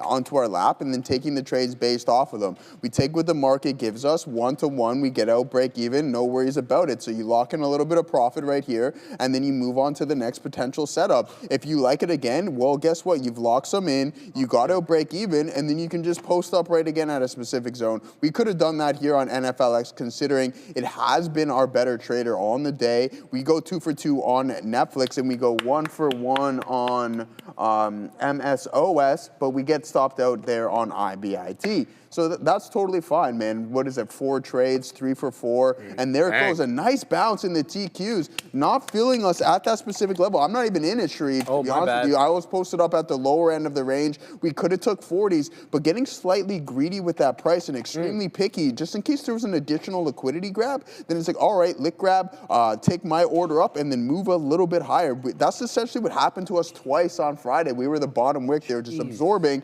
and then boom, right away, instantly ITM, and that's what we like to see, guys. Speaking of ITM, you know what ITM? In the money. Bang. You know what else is not in the money? My IBIT contracts, but that's where we're not. Oh, I thought we froze there, but we're gonna head over to the options chain and see what we got going on. Where do you go? Where do you go? Where did you go? There. Where did you go, my darling? Where do you go? Oh, I'm not. Man, the amount of videos that I've seen from Australia on X. I know. Holy, talk about not having any filters of any kind on X. That's dude, great. did you see I've seen a couple of them. I didn't see anything. I've seen like lengthy videos, Joey, from every angle. Man. Crazy. Yeah, I don't know. But the other video that I wanted to bring to everybody's attention, and the reason why Tesla is up 4%, is this bad boy right here. Nope, next casino. 1 second. This is a Model Y on the streets of Austin driving without a driver, and there's plenty of these videos all over. As you guys know, of course, that's why we are likely up on Tesla on the day as the street starts predicting when you could have the full robo-taxi fleet, or not full, but start getting autonomous rides without the safety driver that we've been seeing in Austin and San Francisco. So this is going to be super interesting for Tesla. Sorry, do you have something? No, I'm agreeing with you. Yeah, I agree with you, right? And here's why, Joey. Look at this. What's it called? The tabulator over here. Tesla is winning by a country mile, man. 89 votes for Tesla, as well it should in the AMCI, respectful one as well, 52 votes there. Get into the chat, guys. Vote for your favorite ticker every day. If it's Tesla, if it's CLYM, which just dropped off a cliff into 482, but holding trend at the 10 EMA. Watch out for the trade on CLYM. There's NVIDIA, iRobot, which could be under in a hurry, Joey, as that one was unable to merge with Amazon because of Lena Khan and the wrath of Lena Khan, which is thankfully over. IRBT down 72% on the day. You have the Spider on there, GME making its way on there with 31 votes, AMD, AVGO, Rivian's on there as well, as it should be a nice 4% day plus for Rivian on the day. And Meta is one of the only Mag 7 name that's green. Meta, Tesla, and NVIDIA. So get into the chat, guys. Make sure to throw in that $sign, though, before the ticker of your choice. Let us know exactly what you guys want to see on the afternoon rundown. And yeah, I just wanted to mention that. Yeah, absolutely. All right, guys. So I'm involved here. We're gonna go over. I was going to go over the options chain, but then I knew I was like, hey, I should remove this bid just because of how weak the market is looking. So if we get stopped out, that's fine. It'll be a quick run on that. No worries. We'll give back some on the day. But NVDA is now breaking through the volume weighted average price, and I think it's gonna drag the market down with it here. A nice little pop. We'll take that one. Still slightly OTM, but if we get a bounce on NVDA at VWAP here, I think we have a chance to hit a 1-to-1, and I'll take the majority of the position off at that level just due to the shelf that's being formed on the TQs. I wanted to go over a couple numbers on the options chain, but that's not important. We're in full size right here. We're getting a small bounce in the TQs. I like it for a potential rebound. Let's post up at 45s and see if we're fortunate enough to get that. I'm going to take off half of my position, so 42, is that the right? Yeah, 42, 45s, and then we're going to take off half of it right there. So let's see if we can get this move here, Sharif. Yeah, we went full on risk, so a couple more pennies. We'll see if we can get that rocking and rolling here on the Nasdaq. A nice bounce right off of the volume weighted average price there on NVDA, and that's exactly what we needed to see. So let's see if this move can be sustained. There it is. We're posted up. We caught a little bit of a move, but we were close to getting stopped out. 25s. If that tape hits it, we're at a dodge. So we'll head back to the options chain. Either we hit that profit target or we get stopped out. So what are the other big boys up to? Meta chilling out kind of around the highs, which is kind of going off with the overall market. NVDA, we mentioned that multiple times. What's Google doing? How are you doing? Ooh. How are you doing? Yeah, it's not doing too good right now, Sharif. Some more selling here today, so that's pretty dangerous. But I mean, on the grand scheme of things, I don't think we're down too much off of that previous pivot high, and we're approximately 7%. So that's nothing. Small potatoes. That can be recovered in a couple of days. Come on, 5 more pennies. 5 more pennies, you can do it. You can do it. No, I don't want to Devin Haney this and take out prematurely. But I mean, with the amount of size on, we could and walk away with a nice loss. But I just want to kind of stick with those risk to reward ratios and see what we can get going up there. 2 more pennies, you can do it. 1 more small push. Oh, it's rejecting it, making me work for it, Sharif. Making me work for it. It's not nice. Yeah, man. I know. Come on. Oh, did I see anything? Did we see anything? Print, bang. Get him, Joey. Let's go. Yeah, man. That's what I'm talking about. 10 cents. We were a penny away from getting stopped out, and we rock and roll on that one, hitting that 1-to-1 there on the TQQs. At this point, I don't even care if I get stopped out, break even. We took the majority of that position off, and we'll just find another opportunity. Waiting for lows, posting up at consolidation lows, and then now we are ready to party. Juan Padilla, you're killing me, man. You're killing me. But yeah, you read what he said. He's been calling me that all morning. No. He's been calling me that all morning. He dropped the Z word. Yeah, you dropped the Z word. The Z word. I'm cool with that, crazy. man. That's cool. I'm all right with that. I'm not offended by that. All right. Yeah, hey, it is what it is. I like it. We got the quarter zip on. We were crushing the gym all weekend, zip. so That's I mean, to each their own. Joey. All right. I want to show you guys something over here. Show it. This is the current subscriber count, guys. And as you know, we really have grown aggressively the past 365 days. I believe we're almost 100,000 new viewers, guys, in the last 360 days, I should say. 365 days. I promise I'm not an idiot. I know there's 365 days. But yeah, there it is, guys. If we can get that number up to 550,000, obviously it really does help the algorithm. Goes without question as we close in on that 600,000 user number. So if you guys are watching the stream, you're not currently subscribed, it would mean the world to us if you could hit that subscribe button and hit the like button too while you're up to. So yeah, we really do appreciate it, guys. Hit that like, hit that subscribe, and we'll see what we have to offer on this CLYM trade. We're back involved here on CLYM as it's a big move down from 482 all the way down to 415. We catch that 4 1/3 drop. We went the beak there in the mid 40s. Now we're waiting for the high 40s, and then above that, we're going to wait above the $0.50. There's 46. I think I'm waiting at 48s to front run the $0.50 level. But I put my out on current bar low because that was an aggressive drop off 482 all the way down into the low fours. So that's my move right now. But Fluffy Hippo telling me about beat. So are other people as well. It's already earned its way onto the side chart. What a great flat top breakout through 230. Oh, wow. 230 was a very, very hard area to clear. And then we clear it during the midday at 1220 with aggression, mind you. 264 high. Sorry, Joe, just give me 1 second. Yeah. And then we have that high from Friday that we have to contend with, 278, but we're into 264. We hold Friday's lows, and here we are again. It's still pretty much an inside day, very consolidative sideways here on beat over the 3-day time frame, but a fantastic move nonetheless. Keep your eye on BEAT, especially if we take out these area highs. So I have to tell you that Thursday's high is 282. Friday's high, 278. So we have lower high, lower high, lower high. Let's see if we can get above that previous area high and then rock it up into maybe some new local levels. I'm just keeping my eye here on CLYM as it comes back down into my entry. If it loses my current bar low, I'm out. Machiavelli 88, my man, $5 super chat. I asked Neil earlier, but what are Sharif and Joe's thoughts on Micron? Okay. So first and foremost, Micron was up over 200%. It's up 190% year to date. So needless to say, it's quite extended. However, that is one side of the picture. The other side of the picture is to keep your eye on the industry. The industry of RAM is very like feast or famine, okay? When there's a glut of inventory and there's too much of it, they can't give it away for free.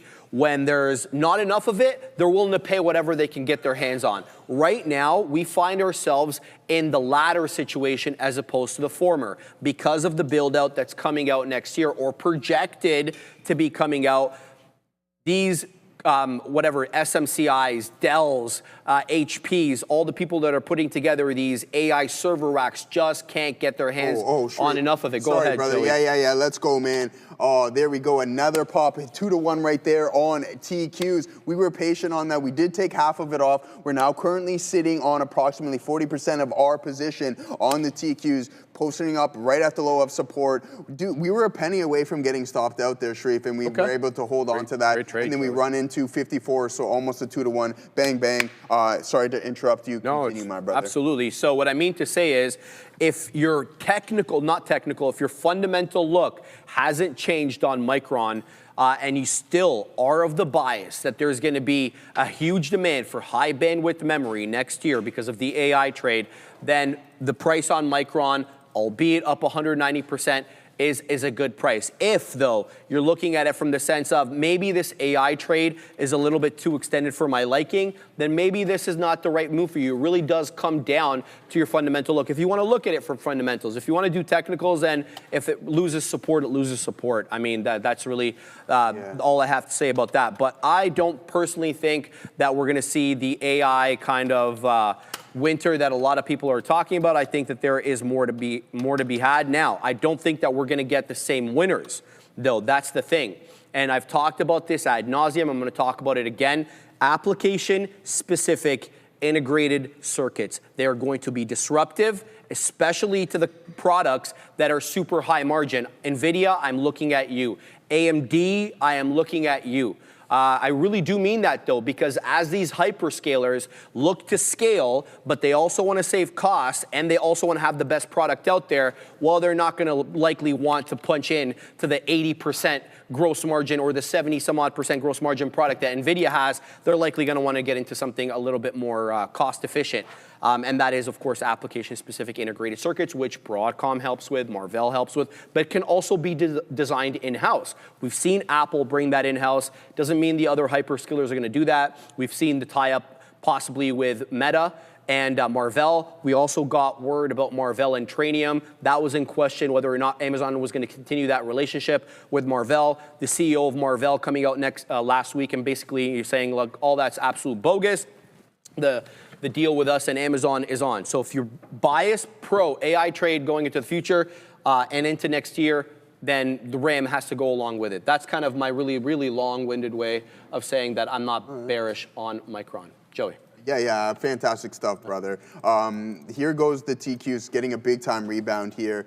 Unrealized, this will be our better trade of the day, but that's still with a little bit remaining, approximately about 15% of our total position that we have left.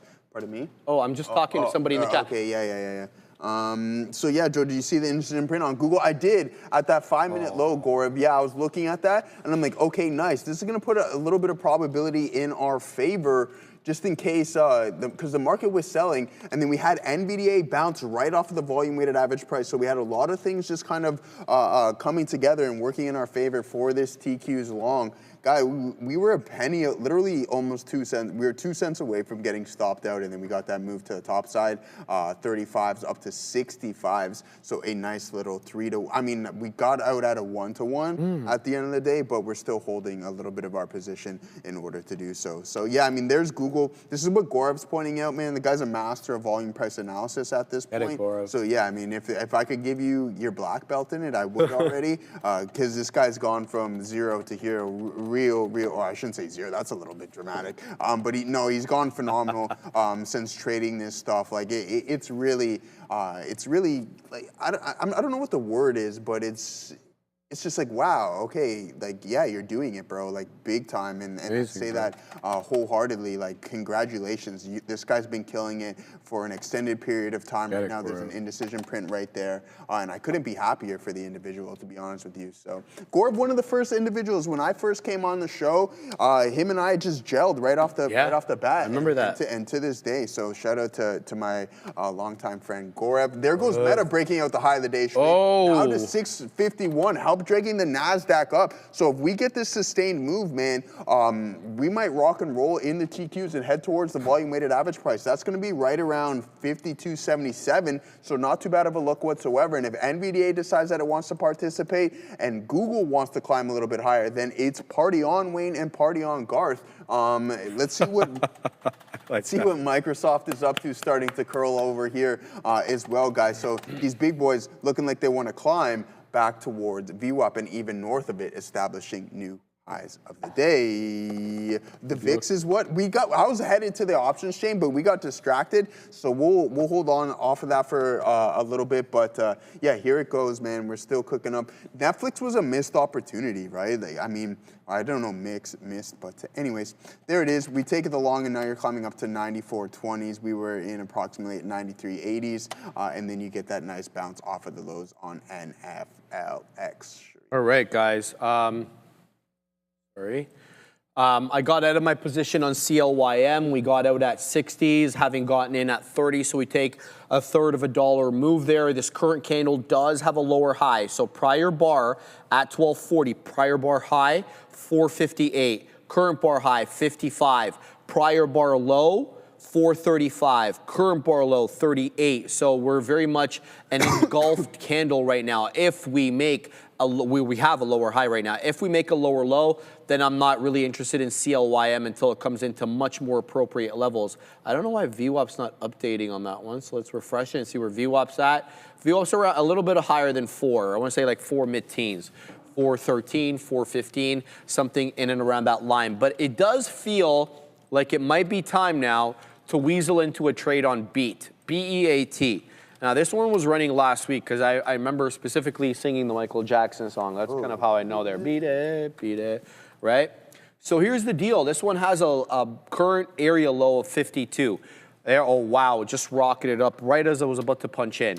So let's go ahead. We're going to go in here a little bit. We're going to take this bull flag breakout with the idea that we will DCA into current bar low. Current bar low, 54s. So let's go ahead and put a dip trade here at 56, see if we can get more. But this one looks like it's going. So let's go ahead and wait at 65, and then we're gonna wait at 69, okay? Let's see if we can get a price spike up through those levels. BEAT up 13 3/4, looking to go 14. As I mentioned, it was a runner from the prior week. Now, it had a big boy move. I want to say the flat top break at around 12.15, okay? And then the consolidation component of, or the consolidation part, I should say, of the bull flag started happening at 35, 1235, 1240, and then we're currently in the 1245 candle. The good news is that 1235 candle has an area low of 51, so defends 50. The 40 candle area low of a little bit higher at 53, and this one has 54s. So higher low, higher low, higher low on each successive candle. Doesn't mean it's gonna not breach, right? We're just trying to put the odds on our part, on our side here. So looking for a move into the high of the day, it would have to be a high day breach because 264 is the high of the day, and I'm posted at 65. So let's see what BEAT has to offer. If it loses 50 pennies, I'm out. So I'm looking at DCA into 56, and then we'll DCA again into the low 50s. So like 251, 252. But if it loses 50, I'm gonzino. I'm looking for continuation on beat. Let's see if we get it, Joey. All right, guys, and now for some exciting news out of Canada for the sophisticated traders on the stream. Beta Pro by Global X Canada, Canada's largest provider of leveraged inverse and inverse leverage ETFs, has just launched 6 new triple leveraged ETFs offering 3x bull and 3x bear exposure to the S&P and TSX 60 semiconductors and on U.S. Treasuries. Even better, they're offering a special fee rebate, dropping management fees to just 65 basis points until December 31st, 2025. Crazy talk. Ooh, this New Year's Eve, that's how they feel, Sharif? All right, a little bit of a party. Plus, the U.S.-focused strategies use currency hedging, offering the potential for pure performance and exposure. If you're a tactical, sophisticated trader looking to amplify your performance, check out Beta Pro 3X Daily to learn more. It's a long one, eh? There goes beat Joey. There, the rocket ship. My God, man. What a breakout there, Joe. Right from that 2 2/3 that we were talking about. It is a 292 high of freaking day. BEAT. What a breakout, man, and a great technical hold. We didn't have enough shares in this one, man.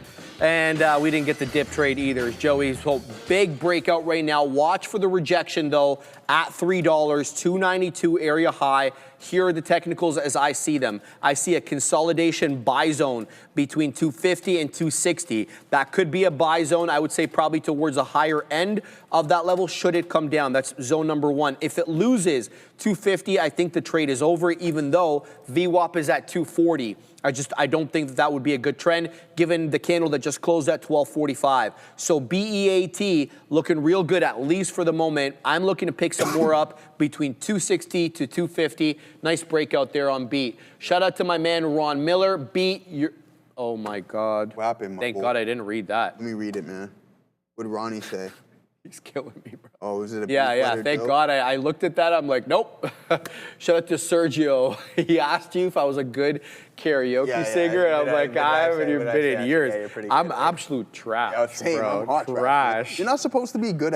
See, the frustrating thing is that, like, listen, the majority of us aren't good singers. When you're going out to karaoke night, you're supposed to be trash, and then you have the people that come on and they're actually really good. Really good. We didn't know. This is not what we're here for. We're here to listen to horrible voices and have fun. There goes the market, though, Sharif. Taking that leg down, I was fortunate enough to get that bounce, and then we got all out right there. But also, one thing that I wanted to touch on, guys. You have the option to like and subscribe. All right, but no, in all seriousness, I'm looking at the likes. I don't like it. All right, so hit that for me.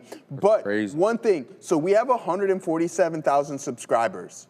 If we get to 148 today and 1,000 likes, I will e-transfer you that cash right here, right now, live. Live. We're going to do it live. You're going to write down your thing right now. I think you need to sweeten the deal a little bit if you're wanting to move the needle. Oh, well, I'm an open ears guy. You're talking to the right individual. You know what I mean? Nah, man, we're going to stick with the same bet. You didn't have anything. I did. I was going to say more money, obviously, but why would I say that? That's crazy. What the hell's going on with the market, man? Yeah, it's tanking right now. We were out at the right time. But aside from that, if you guys want to see the transaction, in the American terms, I will Zelle or Venmo him. For the Canadians, it's called e-transfer, simplistic system, not like what you guys got going on over there in the United States. I mean, obviously being sarcastic as well, too. But there it is, guys. A nice move to the downside. We're glad that we got this move, boom, to the top side, a 3-to-1, and then sure enough, whoosh. I am so full of poo. That's not very nice, Fluffy Hippo. Oh, Fluffy Hippo's throwing shade your way, Sharif, bro. have I not been a man of my word 100%. since? So 100%. I told you 1,000 likes and 548,000 subs. We're doing it live right here, right now. Bang. Whether it be today, tomorrow, or throughout the week. But the quicker, I like to get things done relatively Hold on. quick. So, is that an indirect way of saying I'm not going to see my money until we get to 500? No, you get it at the end of the day regardless, but the people don't see me. I'll show them on their thing, like, hey, there it is. You get it regardless. But just so you know, Sharif, yes, sir. You're cleaning me out here, brother. I'm going to be eating ramen noodles and stuff like that. I never tried to make you feel bad, bro. I never did that to you, bro. I came with the buddy. I'm like, nah, all right, I'm only that's his buddy. with you, man. No, I'm only playing with you. No, we'll get that done regardless of what time it is, whether the end of the show, whenever you're done the market recap, we'll get that rocking and rolling, or we're doing it live. We're doing it live. Yeah. Joey, I really want to bring everybody's attention again to ARTV because Farm Trader correctly pointing out the bamboozlement that's happening right now on ARTV. Again, it's an area high, a lower high, and kind of, I don't want to say as I predicted, but as I suspected, another lower high, okay? All the while keeping that same area of support. I'm talking about the 490 to 5 on ARTV. It does feel like it might flat bottom break and flat bottom break aggressively. And this is the kind of bamboozlement that you have to put up with if you're trying to catch that making of a new high before it's made it. You come up, you think, oh, great, I got $5, fantastic. Rockets up to 527, right back down into 5. So we'll see if it can break trend. If it breaks trend above 540, I'm interested. If it doesn't, I'm not interested whatsoever. ARTV holding VWAP for now, underline that for now, but it does feel like it's a lower high party with a possible flat bottom break coming into play. ASTI though, ASTI, I've said almost nothing about this one because it's a very slow mover, but it's starting to break above that 4.25 where we've had a lot of resistance. Look at that flat top possibly here, saving except for one candle at 1045, which spent almost no time above that 5.25, 460, and then it dropped all the way down. What it does have under its belt and going for it are these higher lows with that 4.25 flat top. So ASTI, kind of almost the opposite of ARTV. Last but not least, AMCI, continuing to put in higher highs. You're not necessarily getting rocketing price action through 8 and the making of new highs every time, but what you are getting is a predictable and a respectful uptrend here that's been basically in play since the breakout at 10 o'clock. So AMCI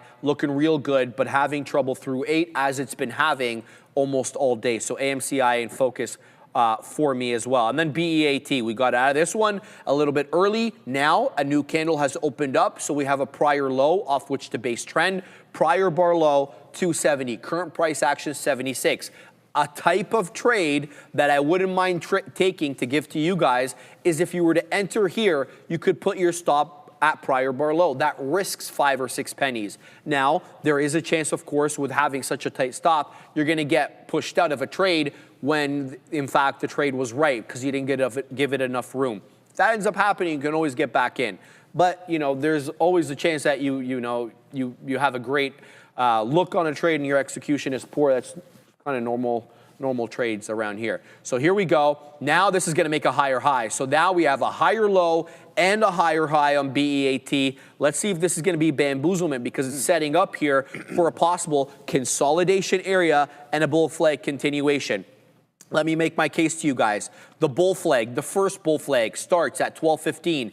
There's the breakout through the flat top at 2:30. We've been having trouble with that 2:30 in the pre-market. During regular trading hours, we couldn't breach it. Then at 12:15, we were able to. So there's the initial move up. You get 2 candle consolidation. 1, 2, and then the third candle is the breakout. No 2 bull flags, though, are created equal. Just because you got a 2 candle consolidation component of bull flag number 1 doesn't mean you're going to get that in number 2. It could be 3, 5, 10. You don't really know, but what you're trying to look for are established levels to the high side and the low side for that consolidation area of the bull flag. So let's see if this one wants to consolidate. I'll get back in for continuation number 2 on bull flag number 2, and then maybe we get a breach of 3. So BEAT is going to be certainly in focus for me. But I want to bring your attention as well to MSTZ or Z. I didn't trade this one. I don't want to trade this one unless I have to. We put these ones on here because the pickings were slim in small cap gap world, but MSTZ is an inverse MSTR ETF. So MSTR goes down, MSTZ goes up, and this one's looking really, really respectful here of trend with higher lows and higher highs. It looks like the money trades are coming in and around that 20 exponential moving average on the 5-minute charts, which will always be yellow on my black charts over here. So MSTZ, one to focus on here, Joey. Beautiful stuff. All right, guys, I was just thinking, let's do a quick trade review. On the day, I've traded 4 names. One of them are going to be red, and you'll find out momentarily which one that is. So as for the TQs, guys, nice little move up there. We can head over to the 5-minute time frame and see just kind of what neck of the woods we were trading. A support system right here at 52s, and then sure enough, we get a bounce. It rejects the volume-weighted average prices and then comes right back in. Let's go to another Nasdaq name here, TQs, NFLX. This was our best performer, considering that pullback here. It gave away a little bit of the unrealized. Head over to the 1-minute time frame, guys. Same narrative here. I think did we give this one 20 cents or approximately so? Yeah, I think so, to 80s maybe. Yeah, so we got a nice little move up there in NFLX. Wait for that 1-to-1 risk to reward ratio, and then we eventually get stopped out break even. And then sure enough, here we go, we take another attempt on NFLX, get a small partial out, and then we get stopped out the majority of our position. Guys, now as for, oh yeah, we'll head over to this one. This is gonna be our only loser on the day, and you can just see how just sticking to those risk measures is extremely, extremely important. So we're in at 90s, we're out at 80s. 10 cents, boom, out of Dodge. Now as for MSOS, baby. So there, a marijuana save our soul. Oh, okay, there we go, bang. So yeah, $5.50 right here, giving it 10 cents to 40s. We get a small partial out, and then eventually we get stopped out baker even before it goes on a nice little run. Yeah, I hope everything is good with you, Mike P, obviously. The stupid, okay, yeah, it's non-fatal, but yeah, a lot of pain. I hope everything turns out relatively well. I don't know, can I tell you something? I'm kind of nervous to go in with the knife again, man. I don't think you should be, bro. And I'm really excited for you, brother, because I think you're buying years. And you're buying years, and you're adding years onto you know, you being able to do things you want to do, which is obviously hockey and a lot of other things. So I just think you should, you know, it's a B. Having to go, you know, through rehab. And not being able to sesh and stuff. That's my least worried. No, oh, brother, I'll be curling on my couch. Exactly. What I said to you is 9 months is a drop in the bucket when you're talking about your entire life. And you know what? To be honest with you, it's the worst case scenario for every other beer league team out there that I have 2 legs now instead of 1. So they should dunk it on these guys, they should be fearful. 100%. No, I'm obviously joking on that front. Guys, the market. Hold on. I got questions. Yeah. When is this all happening? The 14th of January. The 14th of January. Yeah, so then 14th of you're going to be off, I'm assuming, from work for a little bit, right? Like, I took the Wednesday, Thursday, Friday, and then the Monday is the Martin Luther King holiday. So I just figured I may as well take those. So I literally have the week before you that I'm off, and then you oh, my bad. Hold on. No. Calendar right here. Where's it at, Joey? Google Calendar. There's right there. So let's go. Log that in there. So that's Brendo. He's out, and then that's me for my Christmas, and then you're out. That's you right there. And then I'm out a couple of days right there. So hold on. You're gonna be in. You're gonna be like with Neil. Are you gonna be in like a cast? Yeah. My leg will be straight for probably 90 days. I'm thinking at least. Yeah. So I gotta. You know what? So we're gonna be getting your waters. We're gonna be getting your food. No. I'm not like that. But you just better watch out, bro. Because if we have to do that 360, I was already kind of doing the motions here. Oh. It's not. Yeah. Because this is gonna be hella straight for. How are you gonna do that? Yeah, I don't know, man. Come out this way then. Yeah, we'll have to come out this way. We'll figure it out, man. Man, we're gonna. ACL, yes, sports and clips. I toured a while ago, about 8 months ago, and then the doctor. I thought it was only the meniscus because when I was reading over the MRI report, that's all it said. But then when the actual surgeon was going over the report, he's like, yeah, but he's like, you did it all again. The same guy that I'm like, oh no, that's worst case scenario. But yeah, it is what it is, man. We'll survive and then we'll thrive. But yeah, guys, we'll take a look at what the overall market is. We'll head right back over to our volume scanner. Relatively cool now. It's been a solid session so far. I know we were about to look at the options chain and got sidetracked from that. So if you have any specific options questions or any contracts, I know someone was asking me about Lucid. I said, if you really feel bearish on this name for the foreseeable future, it's best to just go the share route, right? It's not an expensive name or anything along those lines, and you don't have to worry about any form of decay, whether it be volatility or theta decay, which I think is really, really important to do. Yeah, this Michelle person been giving me a hard time there. Michelle? Yeah. The Michelle, maybe IB. The person you just replied to. Yeah. Fucking smack about old, bro. Yeah, I know. That's speak not truth. cool, man. Come on now, man. That's cool. My boy. But other than that, guys, yeah, market's starting to come back in. This is Rocket Labs heading lower. So you can see a neckline that's about to be broken. And this is what we've been talking about for quite some time. Necklines being broken, and then you get a little bit more downside price action. So support level coming in. Boom, right there. What'd they say? It's Ram, of course. Ram with the ban hammer immediately. Oh, you banned them? No, I didn't ban nothing, bro. I don't ban. Who is that, Michelle? That was Ram. Oh, hey, man. Hey, if you deserve to be banned, I'll ban you. I accidentally banned some individuals, but if you go against the team, then you're at means to get banned, and that's just me personally. All right, well, I want to shout out U.S. stock trader. He's like, look, ARTV might be on the way back. And brother, nothing would please me more than to have a good small cap gapper weasel its way onto the scene or breakout during the midday. And now we know 1 o'clock to 2 o'clock is a bit of a slower time. Then 2:33, they start picking up again. But the deal is, I still see lower highs here on ARTV. It's area high, and another lower high. So I do see where it finds support off the 5. We talked about that, $4.90 to $5 buy area, and more accurate you could not be. But unless this bad boy here wants to get above and stay above 540, I ain't gonna trade it. I realize that I'm leaving a lot of money on the table by not getting in at 5.15 and riding trend. That's fine with me. That's the cost of doing business. That's what confirmation, the cost of confirmation, if you want to call it that. But I'm not gonna try to guess trend. It wants to get above 540. It's got an interested trader in myself. But if it doesn't, it doesn't, right? I see your point, though. If you want to trade it as a scalp off VWAP, have at it, man. Kill it. I hope you print up several storms. You're never going to hear me rail against that, but I'm just not going to do it. Now, ASTI, I was about to load this bad boy up on a trading screen, and then I saw this topping tail candle. But I don't think that that's the right trade for me on ASTI to try to take it as a flat top break through 4.25. What I'm seeing here, if it wants a flat top break, fine, but it's obviously had trouble doing that. Case in point, 1045 candle, another case in point, 1255 candle.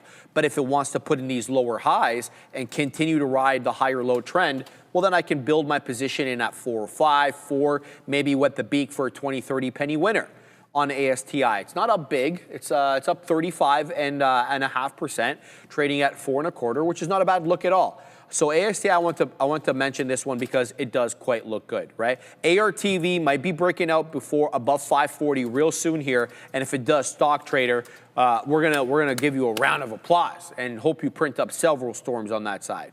But that's really all I've got, man. AMCI is still holding the higher low trend, I should say, but not really breaking through 8 with any vigor or any decisiveness. So ASTI, I'll look to work my way into that. I'm thinking maybe around 410, 4 low teens. I think I'm gonna load up, do I have it on trading screen? There we go. So let's go ahead and wait here.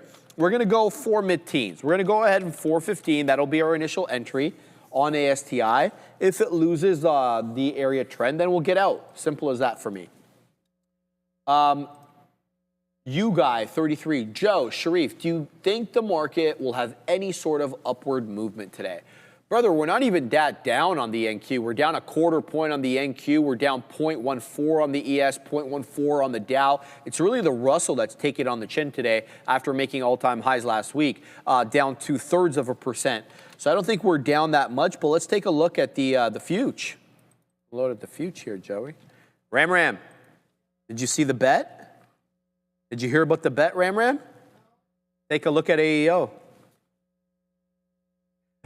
This guy, Sharif's going to go around the back office. Ram is like the... Sharif's going to go around the back office. Bro, she's the main responsible person for it. She's been making all the videos. He's going to go over there and say it in Mandarin to all the... I wish I could. I wish I could. I don't even know how to. All right, let's look up the December contract here. Let's go to the 5-minute, pardon me. Here we go. This doesn't look good, brother. I mean, on the futures of the NQ December contract. What is that, Ram? Oh. We were just handed a note. Pay up, Joe. Oh, Do it right now. Right. it's better this way, bro. It's better this way. That's disrespectful. That is. How's that disrespectful, That's bro? insane. Nah, Write not down your even. thing for me, or did you message Nah, me? man. We're good. Figure it out. I'll send it to you in a bit. Yeah. Here we go. So let's take a look at the NQ. Looks like we're defending 25.1, guys, right? Because we did get below 25.1, obviously, a lot earlier, but we didn't spend a whole bunch of time there. But when we got back above 25.2 and we're on the way to 25.3, we did obviously lose the closing print from yesterday and drop below VWAP. But we just got into 25.1 and we have several bottoming tail candles into that level. That's the good news. The bad news is the lower high trend is still intact right now on the future. Brother, it could be a double bottom. Let's see if we can get above Friday's closing print. 25,212. We get above that, then we're looking at this, neckline break over here at 25,264.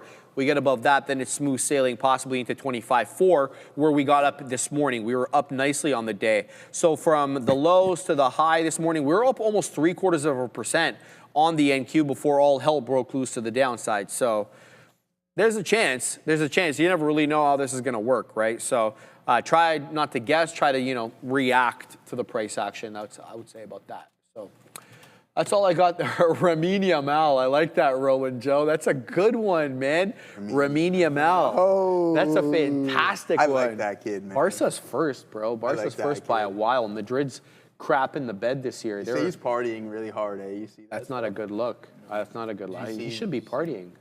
Is he? Lamine Yamal? Yeah. No, yeah. I didn't see that. Going hard. Bad? In a bad way? Yeah. Well, no, I Send me mean, that. obviously Barca, but yeah, he's on the Send me boat. that. He's on the boat with the. Oh, yeah. that's what happens, man. The fame. And, yeah.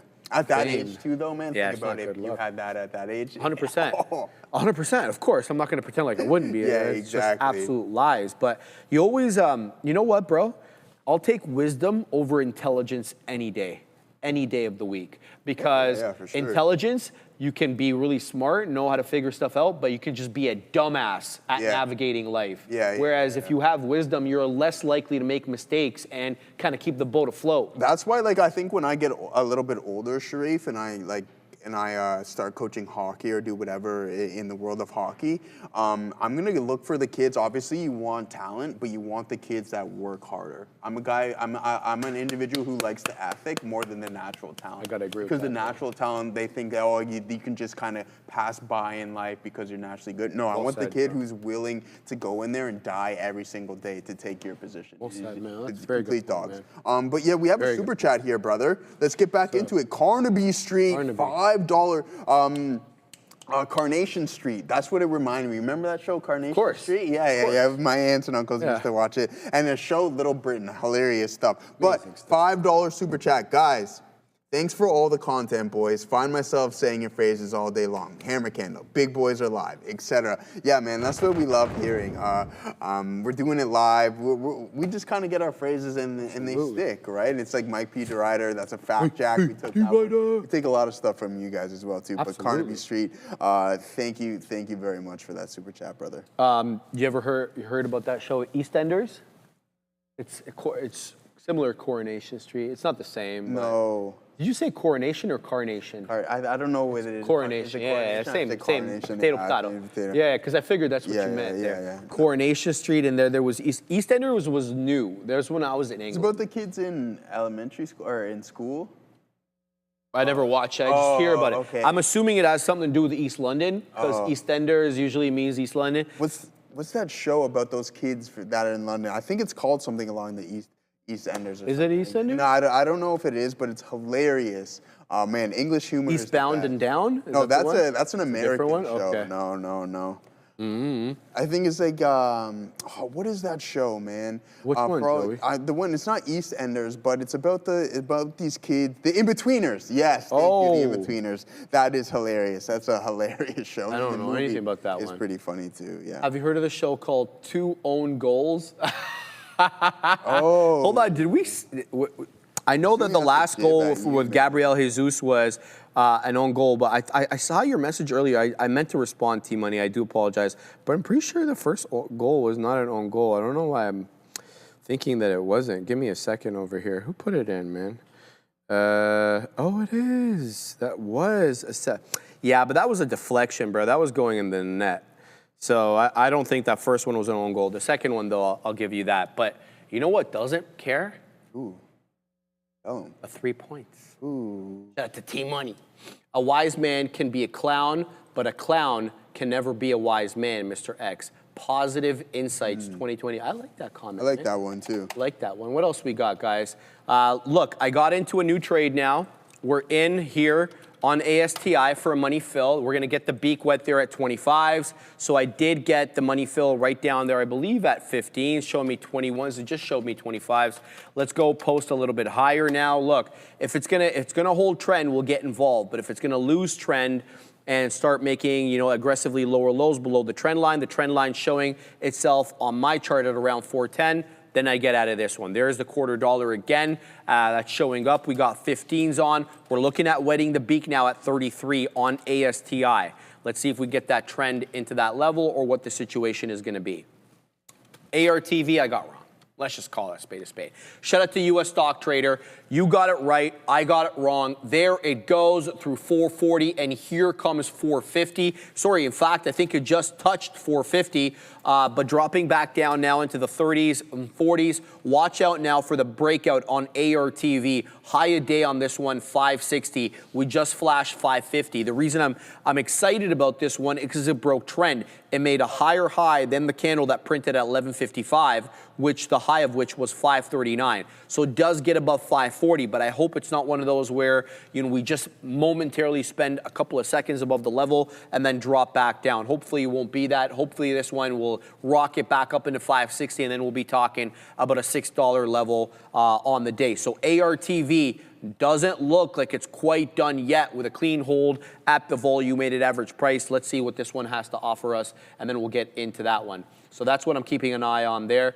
T-Money, first one came off the post from a corner. Yeah, that's right. It hit the goalie in the back of the head. That's right. That's right. I forgot about that. Totally forgot about that. To me is a goal, though. I mean, you're a goalie, and you got an in-swinging corner, right? The first thing they teach you to do is cover your post. Now, sometimes I know they put defenders on the post, but they didn't. Doesn't look like they did it there. That, to me, counts as a goal, man. That was a beauty. See that curl, the banana curl on that, man? That was a beautiful in-swinger. Shout out to T-Money. But you're absolutely right. That second one, Gabriel Jesus looked like he put his head on it, but it was actually the defender. But, man, you know, given the amount of injuries that we have and the makeshift back line that we're playing with, I think we're doing all right, man. Not the best. And let me tell you, quite frankly, watching that match against Wolverhampton, the bottom team, was like pulling teeth. It was a horrible performance. But as we know, the team, you know, that has the most points at the end of the year sometimes wins ugly. And so I'll give them that, guys. Yeah, nice. Yeah, I know. I see City, brother. I don't think I don't realize that what City did to us the last couple of years. Not last year, but 2 years before that. So very much alive to the ever-present menace that is Pep Guardiola.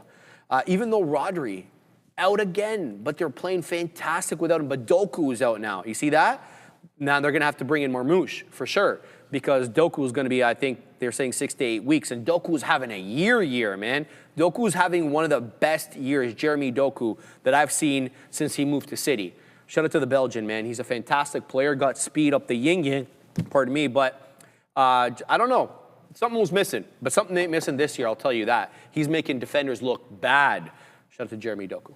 Shout out to, yeah, Johnny Bravo. It sounds like you like the Dallas Stars. Funny, Tyler Sagan, I've seen that guy at the Colossus movie theater before in Newmarket, Ontario, way back before he was even in the NHL. Yeah, so shout out to Dallas. Jamie Benn, I think, is the captain. But yeah, guys, I mean, it's been a solid day, man. We're just big chilling right now.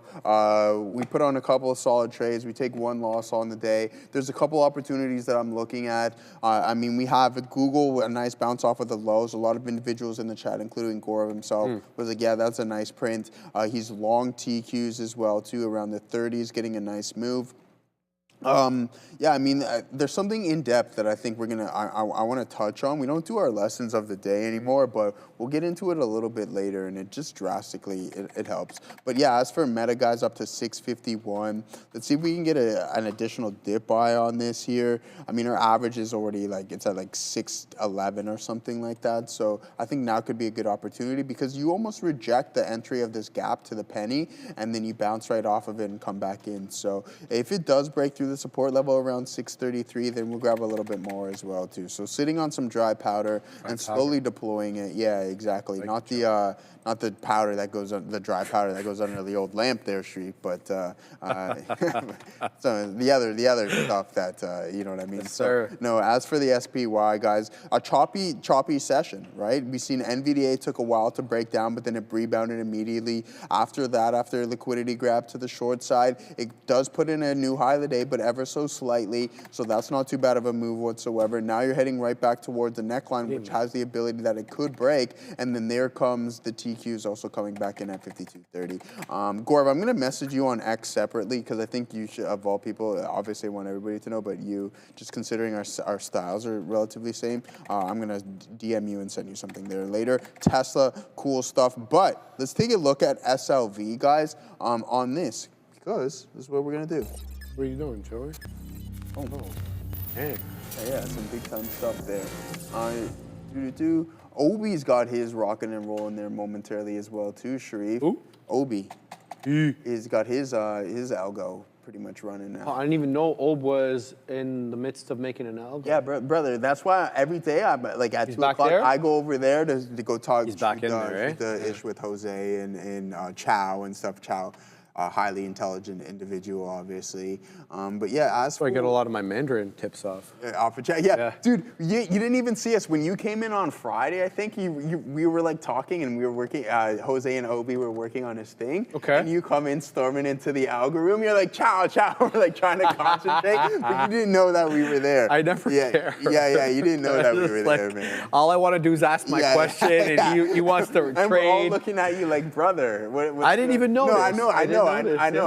I had no idea. We just thought it was funny. My question to him was, in Duolingo, there's two ways that I've been taught to say clean. There's sa, right, sa, or dasao, right? And so I didn't know which context to use which one in. So Chow was like, think of sa as wipe. So you're wiping a surface, or you want to clean a surface or like an object. Whereas dasao, it's like you're cleaning an entire room. I don't know if I'm right on that. Anybody in the chat, I'd love to get feedback from you guys. Is that the right kind of way to think about it?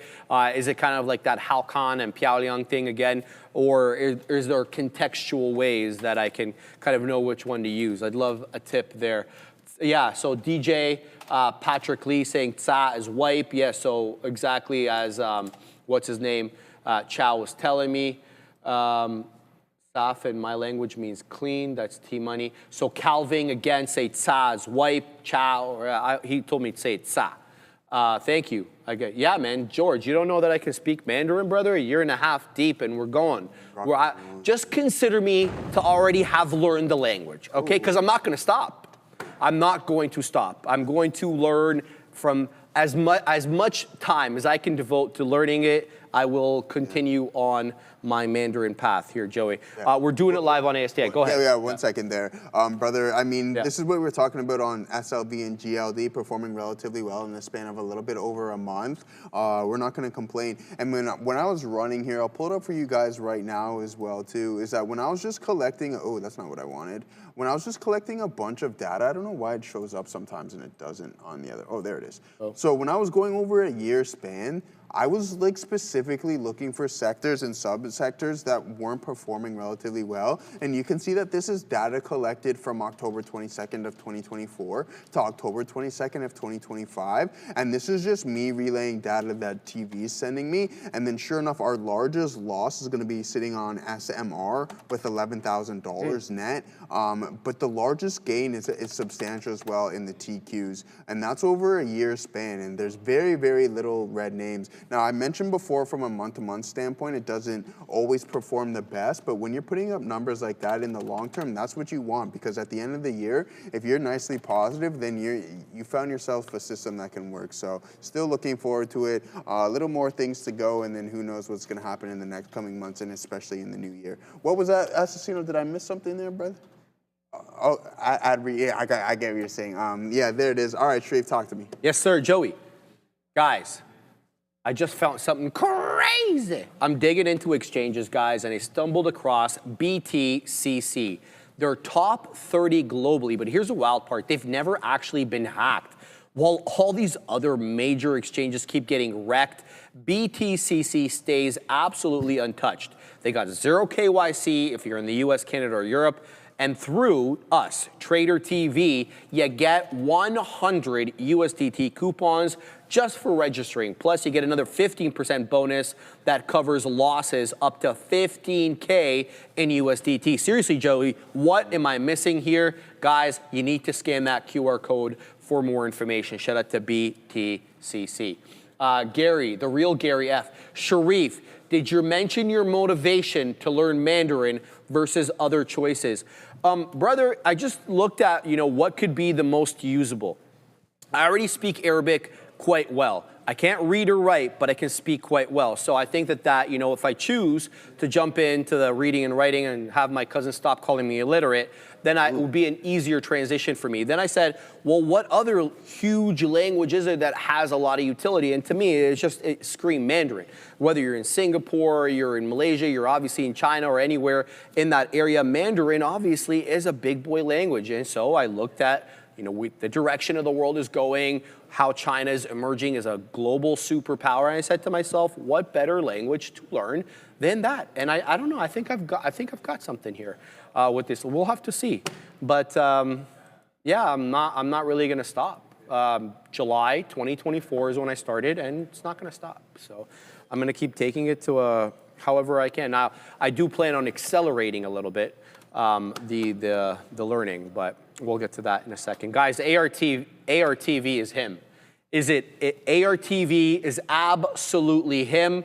Shout out to US Stock Trader. Brother, I still hope you're holding this one because there is a new high a day into $5.86 showing 81 right now. The breakout is on. We took out the high at 12. We took out the high at 11:15, and now it's all gas, no brakes. There's another high of the day, 587 right now, and the green is really manifesting itself here on the chart. ARTV up 77.5% and looking to go a lot more. Let's take a quick look on the daily to see where we could encounter resistance. Well, $6 is going to be a very interesting level should we make it up there. And then from 6, we're certainly looking at 675 and then 737. Those are local highs from middle of October. So be on the lookout here. This one is a former runner. We're going to have to clear 6, but 6, I think to 6.25 is going to be trouble. Or not trouble, but resistance, initial resistance, 685 to shadow the topping tail candle from the 16th of October. And then that red candle that we put in on the 17th has a high of around 7.25. So ARTV, all gas, no brakes right now, but trade it carefully. It does have a tendency to kind of drop after making a new intraday high. Case in point, right over here, 950, new intraday high, drops all the way down to 411. Again, over here, 1110, new intraday high, drops all the way back down into 487. So ARTV, very good look right now. We're involved in this bad boy, ASTI, at 15s. I wet the beak several times, looking for continuation, though, on this bad boy through the $0.50. I don't mind adding at around 420, where the 10 EMA on the 5 is to get some more shares, as we have taken out some here. So ARTV, all gas, no brakes. Let's see what people are saying in the chat, baby. Jay Lee. Sharif, I bet it's because you have a business ambitions directly speaking with on mainland to do stuff, good stuff. If so, I hope you build a company brand. I wasn't really thinking about it for that reason, Jay. I realize that obviously it comes into play if my ambitions are, just to become an importer, exporter, some certain sort of business, but that really wasn't the reason I was doing it. Broadcasting now, man, obviously that has some part to play. And you also know that this channel in the very, very near future is going to be 24 hours. But we're not going to be 24 hours only on this side of the world. There's going to be another office on the other side of the world. I wonder where that's going to be. Imagine Joe can speak Mandarin. No, I can't. So that's another thing to have there. A guy from work. You guys are. Yeah, a guy from work. He was asking me about SMR. I told him SMR out at 18 if it breaks through that level, which it has. It's now trading around 17 and something change. Interesting. Okay. He said, you guys who's read out the promos, do you have an internal competition? Who reads it the best? That sounds like the first time you ever read it. No, I don't think we really do. But that one goes to Adara. Oh, yeah, it's quite intense. Sergio, how about Spanish? That's your boy Joey Options over here. I've never really been interested in learning Spanish. My sister lives in Los Angeles. I know that there's obviously a motivation to. Yo hablo poquito español. Yeah, I'm just, there's only so much time to go around, Joey. You can't be learning everything. But then, rent, R-E-N-T, he says. Let's have a look at R-E-N-T. A little bit low on volume, but I think that's exactly what you just said there, low on vol. Yeah, I see it, bro. 787 high, up 16.5%, but low on volume. Still only 361,000 shares. I appreciate you, Gary, brother. It doesn't really bother me at all, man. No, I'm not moving to China Escape Planet at all. We're not moving to China. But, China. Never really know what we're going to do. At least at the current moment, I don't have any plans to move to China. I'm definitely going to go to China, though, very soon. You have to. I think so, Yeah. considering, right? You want to put everything thing. you've learned into... Well, I mean, you could just go to, obviously, Chinatown in Toronto and speak with some of the shop owners. Yeah, I have Mandarin friends, too. Yeah, they help man. from time to time, Exactly. I grew up in Markham. No, that would don't be pretty forget. cool, though, Right. like, because you know how on Spadina, like, you kind of get to the north end, just a little bit north of Queen, when you get all the fish shops and all that stuff, and you Bang. walk in there, and then you just start talking to them, Oh, they would be like, what? Yeah, exactly. Like, I love that. And there's lots of videos of there's Africans out, a lot of Africans go and work in China, right? And so they'll bust out the Mandarin and the locals are like, what the hell? What the heck's going on? I love that kind of stuff, man.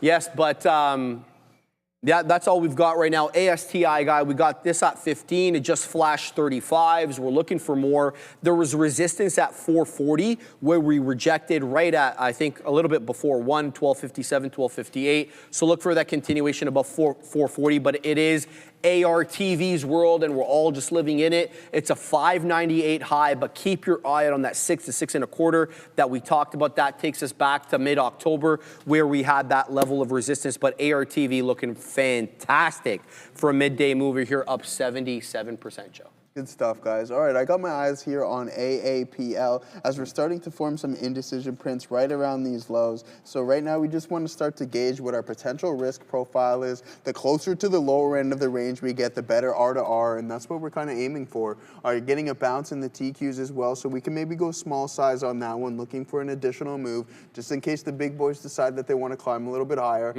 There goes Tesla breaking through. Watch out for that neckline. We talked about it at 475. Let's actually pull up the options chain on this, considering we have not done that today, and we talked about it on multiple occasions. Now, we got SPY up here, but we don't want to see that. Everybody wants to talk about Tesla today, so that's what we're going to do. Also, make sure you guys get that $ in and vote, please and thank you, as Sharif goes over the afternoon rundown, so we'll get that into you guys momentarily. But here is the options chain, 480 coming in with some sides. Oh my, what happened? there it is, Sharif. This is a thing of beauty. This is why this tool is so cash money.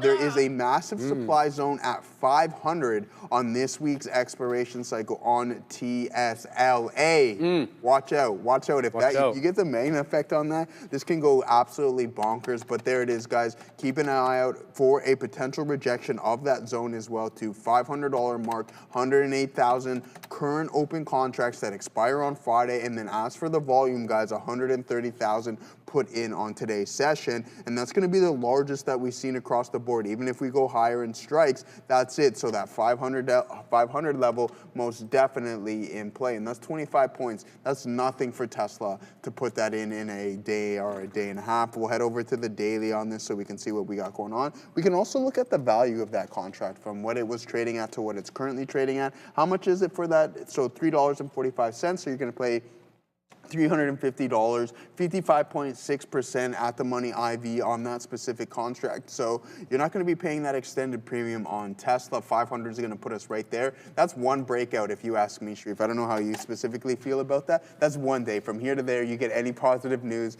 expanding anything to do with the robo-taxi, and the next thing you know, Tesla's trading north of $500. So keep an eye out on that. But it is a supply zone that's going to be correlating roughly with that previous of around 487, right? So keep an eye out, because if you run into that zone and reject aggressively, there might be a little bit more sustained downside, brother. I like that. This is a nice kind of weird looking bull flag that it's putting in there ever since the breakout there from that ascending wedge. I think it can go. Why? Because I thought that we were going to get that break of the all-time high right here, but then it just kind of just dips here and absorbs a little more liquidity, and then making that move right back up to the lower end, to the top end of that range. So yeah, Tesla is going to be super interesting. Yeah, so what I've been seeing, guys, on X all weekend have been videos out of Austin about the Model Y driving autonomously without anybody, passengers or safety drivers. So, you know, it was widely speculated online that the launch of the robo-taxi without the safety driver was coming, and then Tesla retweeted or whatever, basically an innocuous person's account that had been making the observations about what I just finished saying, and then Elon retweeted it, and then it became obviously viral with people making speculations and widely speculating that it was a matter of time. Now, that's a good side of the coin. What's the other side of the coin? All I saw all week were Waymo videos doing the exact opposite. There was 3 Waymo vehicles that had crashed into one another that were blocking the road completely. So 2 that were involved in a crash. I can try to get the video, send it to Assassino. Were involved in a crash, and then the 3rd one was trying to get out of a driveway and was just sitting there watching.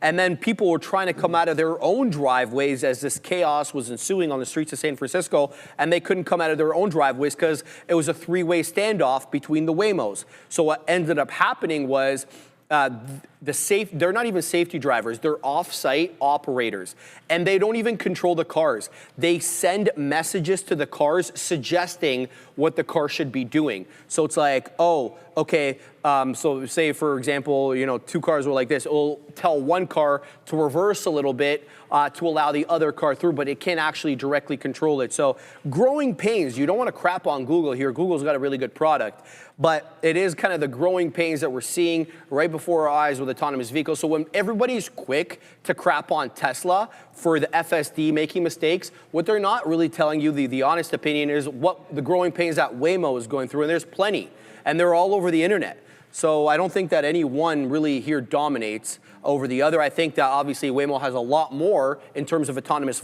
miles driven under its belt than Tesla does. But when you look at the other side, is Tesla probably has more total data for autonomous driving because of the FSD that everybody uses in their car. So if you're looking at nobody in the driver's seat, Waymo's got more, but if you're looking at autonomous with somebody in the driver's seat without intervention, I think Tesla's got far more than anybody else. So growing pains for all of them in the industry, and we're just watching it happen and kind of seeing how this goes. I would try to send you that video, but yeah, I know. Let me see if I can pull it up over here. It was like a 3-way standoff, bro. Sharif, you know what? We mentioned this last week about trading. It's just that not being through enough scenarios to really grasp it. It takes a long time. Like I think it's the same thing with the real world situation, obviously, with the autonomy. Right? They just haven't been through enough real world scenarios to have it down pat 100%. Eventually it will. As you mentioned, growing pains. Oh, and there's another one. Look at this. This Waymo goes into oncoming traffic like a psycho. And yeah, so I'm going to show you guys this in a second if I can, because sometimes we get dinged on the channel. So look at this. So they made a temporary 2-way on the right side. So the Waymo thinks it's going into the left lane. It literally is in oncoming traffic, panics, comes back in though. And the people in the car behind are screaming. But in the Waymo's defense, think about it. That's an artificial lane being made. So but these are real world scenarios. Absolutely, absolutely, absolutely. So none of them are perfect, man. But yeah, just watching this technology develop before our eyes, quite interesting. All right, I got out of my trade on ASTI before it dropped aggressively. Happy with that. We took out the rest. It dropped aggressively. 397, finding a bit of a bid now. So it looks like that stop was a bit of a liquidity grab to the downside. It found support at $4. So if you had a dip trade at 4, you're doing real well here with that 4 1/4 print that we just got. But I see local area at 4 1/3 where I got out. If it gets above and stays above that, we're going to add again to ASTI. Looking real good over here, up 36.5%. But so is ARTV. ARTV looks like there's accumulation now happening south of 6 for a break through 6. Now, what's awesome about this is it's using the prior area of resistance as its area of support. Take a look at that 1115 area crest. I'm talking about this one over here. It rockets up to 6, has a 3, now almost 4 candle consolidation where it's finding support at that 2/3 of a dollar, the exact same area that it rejected earlier on. So look for a breakthrough 6 on ARTV, Joey. Good stuff, guys. New traders, listen up. First month free. That's right, we're waiving fees. Trade smarter, not harder. Upgrade to Elite, analyze, strategize, capitalize. Our platform, it's everything. Infinite data, instant trading, lightning fast market insights, game-changing charts, predict with backtesting, reliable real-time data, global markets at your fingertips. All in one platform. Don't miss out. Execute your best trades now. Ready to elevate your trading. Scan the QR code or check the link in the description, guys. So yeah, there's a lot going on right now, to be honest with you. Apple looking pretty good. Microsoft getting a bounce off these lows. I was thinking about taking the third attempt there on NFLX. Why? Because the risk profile is relatively tight. This was the trade on MSOS. We were trading the TQs, our second best name here today. Let's head back over to Netflix because that's our better trader on this session. And I mean, just stick to the guns, right? So let's see what we got going on as we continuously climb lower. Yeah, so 60s would have been my ideal entry to risk to 50s. Let's data edit this. Let's get this out of our way. Okay, that's not the specific candle that we want. But that's what Gaurav, I don't know if you're still in the chat, brother. I tagged you, but I didn't see anything. I know Loss has been on a break for some time now. I don't know. I haven't seen Jag in a while. So where's our friend Jag? Obviously, I remember a lot of you in the chat because I get the privilege to come in here and talk with you guys on a day-to-day basis, and it's truly my privilege. So yeah, good stuff there on NFLX. If we were in at 60s, out at 50s, you're now trading about 1.7 times higher than that. So not too bad. No, he said he was having surgery. Oh, Jag did. Oh, okay. Thanks for letting me know that there, Mike P. There goes the market, right? So this one worked out for us, Fluffy Hippo. Yeah, no, shout out, all love to you guys, especially you, Fluff. Thank you very, very much. Now, as for 52.17s, where's our risk? 90s. All right, so we can wait for a pullback, but some nice indecision prints off of those lows. So you might get somewhat of a bounce. I think that would be good. And then we have Tesla forming an indecision candle right at the volume weighted average price. If it cracks the lows, then you can just get out of Dodge on that. You get a nice bounce on the previous one that was printed. So we'll head over to TSLL to see if we can grab something and see from a risk to reward standpoint if it's even worth it. I did like that Apple bounce. It's starting to come back in. If 273.50 breaks, then there might be some more downside on this bad boy. We'll head over to the daily on it.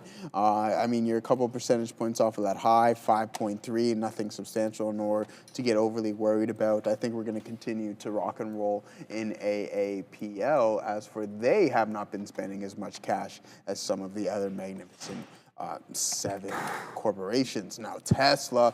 Now, I like this little tool here, Shreve. This is cool, man. What is that?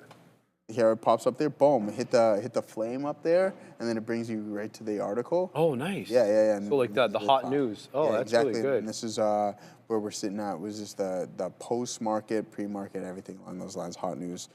So yeah, hot dang. Yeah, so that's what we got going on, guys. It's been a pretty good day, I guess. I bid our only loss on the day. MSOS was pretty good. That's on the AMEX, Netflix on the Nasdaq, and the TQs on the Nasdaq, all working out for us. The one and only bad boy is IBIT. Now let's pull over TSLL to see if we have anything worth a risk to reward here. Yeah, so I would want to get in as close to the lower end. So if we can risk 5 cents off of that, then that'd be pretty good, even a little bit lower. But it seems like that ship has sailed so far, Shreve. All right, sorry, just give me 1 second Yeah, over no here. problem. I can continue. All right, ARTV just rocketed up into a new high a day. There it goes again. I got in a little bit over here after the initial breakout. Let's take out some more there. Looking for a new break into 637 high, guys. 637 high. It's on the rampage to the high side. There's another high of the day. Wow, ARTV. 644 high of day as we squeeze into that 650. Recall the October 15th, I think, and 16th levels. Well, let's not even try to recall. Let's just go right back into it over there. ARTV's on that good stuff right now. To the high side, ARTV. Let's go on the daily because this was the double top we were talking about. So there's the breach of 6. Now, since we're above 6, if we can hold 6, we're looking at October 16th high, 685. And then the red day on the 17th, 736. So ARTV on the breakout right now. Fantastic hold. I got to just tell you, let's call a spade a spade. I had a bias that this was going to lose the volume weighted average price vis-a-vis the lower highs and end up as a flat bottom break, but the longs had a completely different idea because the bids started coming in aggressively at 1 o'clock. There's only been one red 5-minute volume bar since 1 o'clock. In fact, since 12:55, and that was this one over here, this kind of candle of indecision that we ended up rocketing off. So $6 breached, 644 HOD, ARTV just south of 100% to the tune of 88 and change. Trade this one carefully as it is putting in a bit of a topping tail candle now into the mid 40s and coming back in 6 single digits. Look for a 6 hold. So if 6 holds, fantastic, but the levels are as follows. The 10 EMA on the 5s, 5 2/3, 565 to be exact, and that's where the breakout area is as well. You'll recall that this long area of consolidation here from 1107, I want to say to 1122, all rejected 560. You got that same area of accumulation again on 560 from 115 till about the breakout there about 123. So 560, an important area in addition, of course, to 6 being the psychological area of support. But it was also price action resistance as well, to be fair. It wasn't just psychological. Look at that long consolidation, south to 6, and then you got the big breakout there. So good look right now. ARTV, the small caps are not giving it up today. AMCI still holding above trend, now breaching through 8, mind you, an area that it's had trouble breaking through all day. It's only CLYM that's giving up the ghost. ARTV, ASTI, AMCI all look good going into the more liquid time of the day as we get into a quarter to 2 right now, Joey, with the big boys coming back on shortly. Good look right now on ARTV. Absolutely. So yeah, we were in and out at the same minute here, so we got stopped out. We were in at 273.90s on Apple looking for that bounce off of the specific support level, and then we were out right at 273, so that was short-lived, and the volume picked up here, so that was a nice move to the downside in AAPL. Google's still grinding higher. What is SLV up to here, guys? Trying to go through. I mean, yeah, it's not doing too much today, Sharif, but a nice print off of the lows, trading around 57.62. We're seeing Tesla start to come back in. I mean, I could take an additional trade on AAPL, but that's going to be our second red name here on the day. You give a little bit back, but nothing substantial. So that's why it's important to stick to those risk measures. 90, we would have been able to hold that to 10. That would be at the top end of that range, and that would give you your 2-to-1. What do I think about BM&R, please? I don't like these these treasury plays right now, to be honest with you. I mean, you're trading at $31 on BM&R. MicroStrategy is a complete disaster. Strategy, I should say, is a disaster right now. It's not looking good. I don't know why. Listen, do you think it's a good? It doesn't matter. Yes, sir. I was going to ask you. Do you think that it's a good buy on Sailor that he bought some more at 92 or whatever it is, 10,000 of them? Look, why are you grabbing so? My question to him is just why are you grabbing so many at one time? That's a great question. I have no idea what he's thinking. If he's using technicals, Joey, if he's using what kind of model they have. I have not a clue. Has he ever discussed that? Not that I know. I think his model is just buy as much Bitcoin as he possibly can. I know, but like where? I know. Like, is there strategies? It is called strategy. So there has to be something along those lines. I hope so. Anyways, if you're putting that type of money, I'm assuming that there's going to be. But you're down 70%. Now, on the recovery in Bitcoin, you get a couple percentage points. You got 23% here in MSTR off of this indecision print low. Once this 155 level breaks, I think there's going to be substantially more downside in MSTR, and that's my opinion. I don't know what happened. Legend League 444. I gotta read this out, bro. Man. It's called Delulu strat. They have the Delulu That's strat. Yeah. I hilarious. mean, no, seriously. Delulu. I mean, I don't know. I would like to What get if a little bit he ends up being that genius? Yeah, like Exactly. we always end well, up, that's the thing. He looks really not smart right now, but then a couple years down the road, he'll be like, oh yeah, everybody was pointing the finger at Mr. Saylor saying, yeah, this guy has no idea what he's doing. He's essentially a scam artist, but then he can be potentially one of the richest people on the planet. Yeah, you only get an If it goes in MSTR his if you favor, want like yeah. a leveraged product. And so the question to me is, why don't you get into a Bitcoin levered ETF rather than going into MSTR? exactly. Maybe because of the decay. That would be the other reason, could but be a then potential. right? And like, I mean, does MSTR move independent of the price of Bitcoin? Not typically, right? Like it's just an outsized Bitcoin play and a Bitcoin derivative. Well, he's looking at it as like a credit, I know what he's doing. He's loaning out. like an issue, Issuing with debt without a exactly. coupon, and then the backing is the price of Bitcoin. Yeah. It all seems very circular until you're much away from your average price, right? And then you're resting easy. Don't forget that he almost, I think, lost it all in 22. There was a certain area back in 2022 where it was just not going well for him. Wasn't his first stint? Didn't his first company essentially go under because I don't know, and then that's what made him switch over to strategy? I have no idea. So, yeah, whatever he had find first out. from a I'm gonna find out with chat standpoint, here, or not chat. and then chat he's like that. So Michael, dude, Saylor, are you noticing what is going on with ChatGPT? We could have trouble here because ChatGPT is turning into trash. Is it? Yeah, it's not good. No way. And it acknowledges So we're that its 5.2. updates have worsened the user experience. I just joking, what's going on with you, chat? How come you're not as good as you used to be? It's like, yeah, I can't give straight answers to certain things anymore. Like if I put, for example, a very, very popular person, let's just say Michael Saylor, because we're talking about it, and I throw Michael Saylor into ChatGPT, I'll be like, who is this person?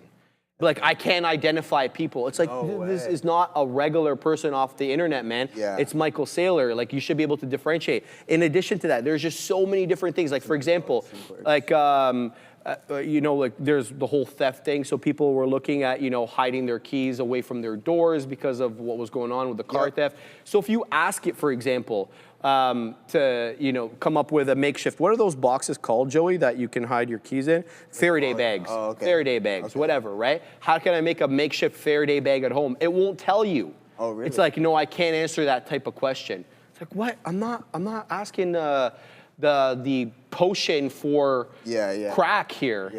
What's going on? So a lot of people are talking about it online as well, that chat's losing its way. I've stopped using chat on my phone. I'm using Grok now. Oh, really? Yeah, because Grok's got a fantastic voice, one that you can interact with, much like chat. But I don't know, guys, have you noticed ChatGPT kind of fallen off, or am I just alone here? Because I am not very impressed with how it's been functioning lately. Not only is it slow as hell, right, at times when the memory really starts packing, there's a backlog there, but Just Kendo says no, he likes it. Gemini is better. GPT is wrong with math a lot, says Jim, I mean. What else? KD Dumpster says, yeah, it's giving me old dates and news now. Yeah, that's always been the case, man. ChatGPT and Gemini both need light years of progress to pass any benchmark of significance, says David. Shout out to David. Justin Everest Sharif, GPT is a joke these days, and the amount of restrictions are ridiculous. For sure, not getting better. That is my honest observation, and I was one of Chat's biggest proponents. I thought it was a hell of a lot better than Gemini. I don't think that anymore, man. I really don't. I'm not really using Gemini on my phone. I'm using Gemini, at work here and there for certain things, but oh boy, it's going downhill. And so the reason I'm even bringing this up is not to rail against an LLM, but to kind of worry about the money that Altman has committed. If ChatGPT starts falling off and it's not the big boy right now, or is he going to be able to have all that money to deploy into the infrastructure they said? So that's one bad side. The other side is, if Chat can't do it, if OpenAI can't do it, I think somebody else will come in and fill that vacuum any day. Somebody who's a lot better. Oh, yeah. Quicker than you could spell it. Quicker than you could spell it. Yeah, so yeah. I don't see the AI trade unwinding because ChatGPT sucks. It will take well, think about it. I will look at it like this. So if ChatGPT continues on the decline, I'm not going to say it's going to be a rapid move like when we heard with the DeepSeek news, but you can see something along those lines. Sure. A hefty Initially, hit, right? You get Yeah. these massive pullbacks because you're like, well, what are we spending really all this money on if ChatGPT can't do it and they're supposed to be the leader essentially in this specific race? So I can see something along that lines happening, and then we can recover because there's somebody that will fill that void. Exactly. And there's somebody waiting to fill that void. And there is, and there's plenty of willing participants. Absolutely. And here's the other thing.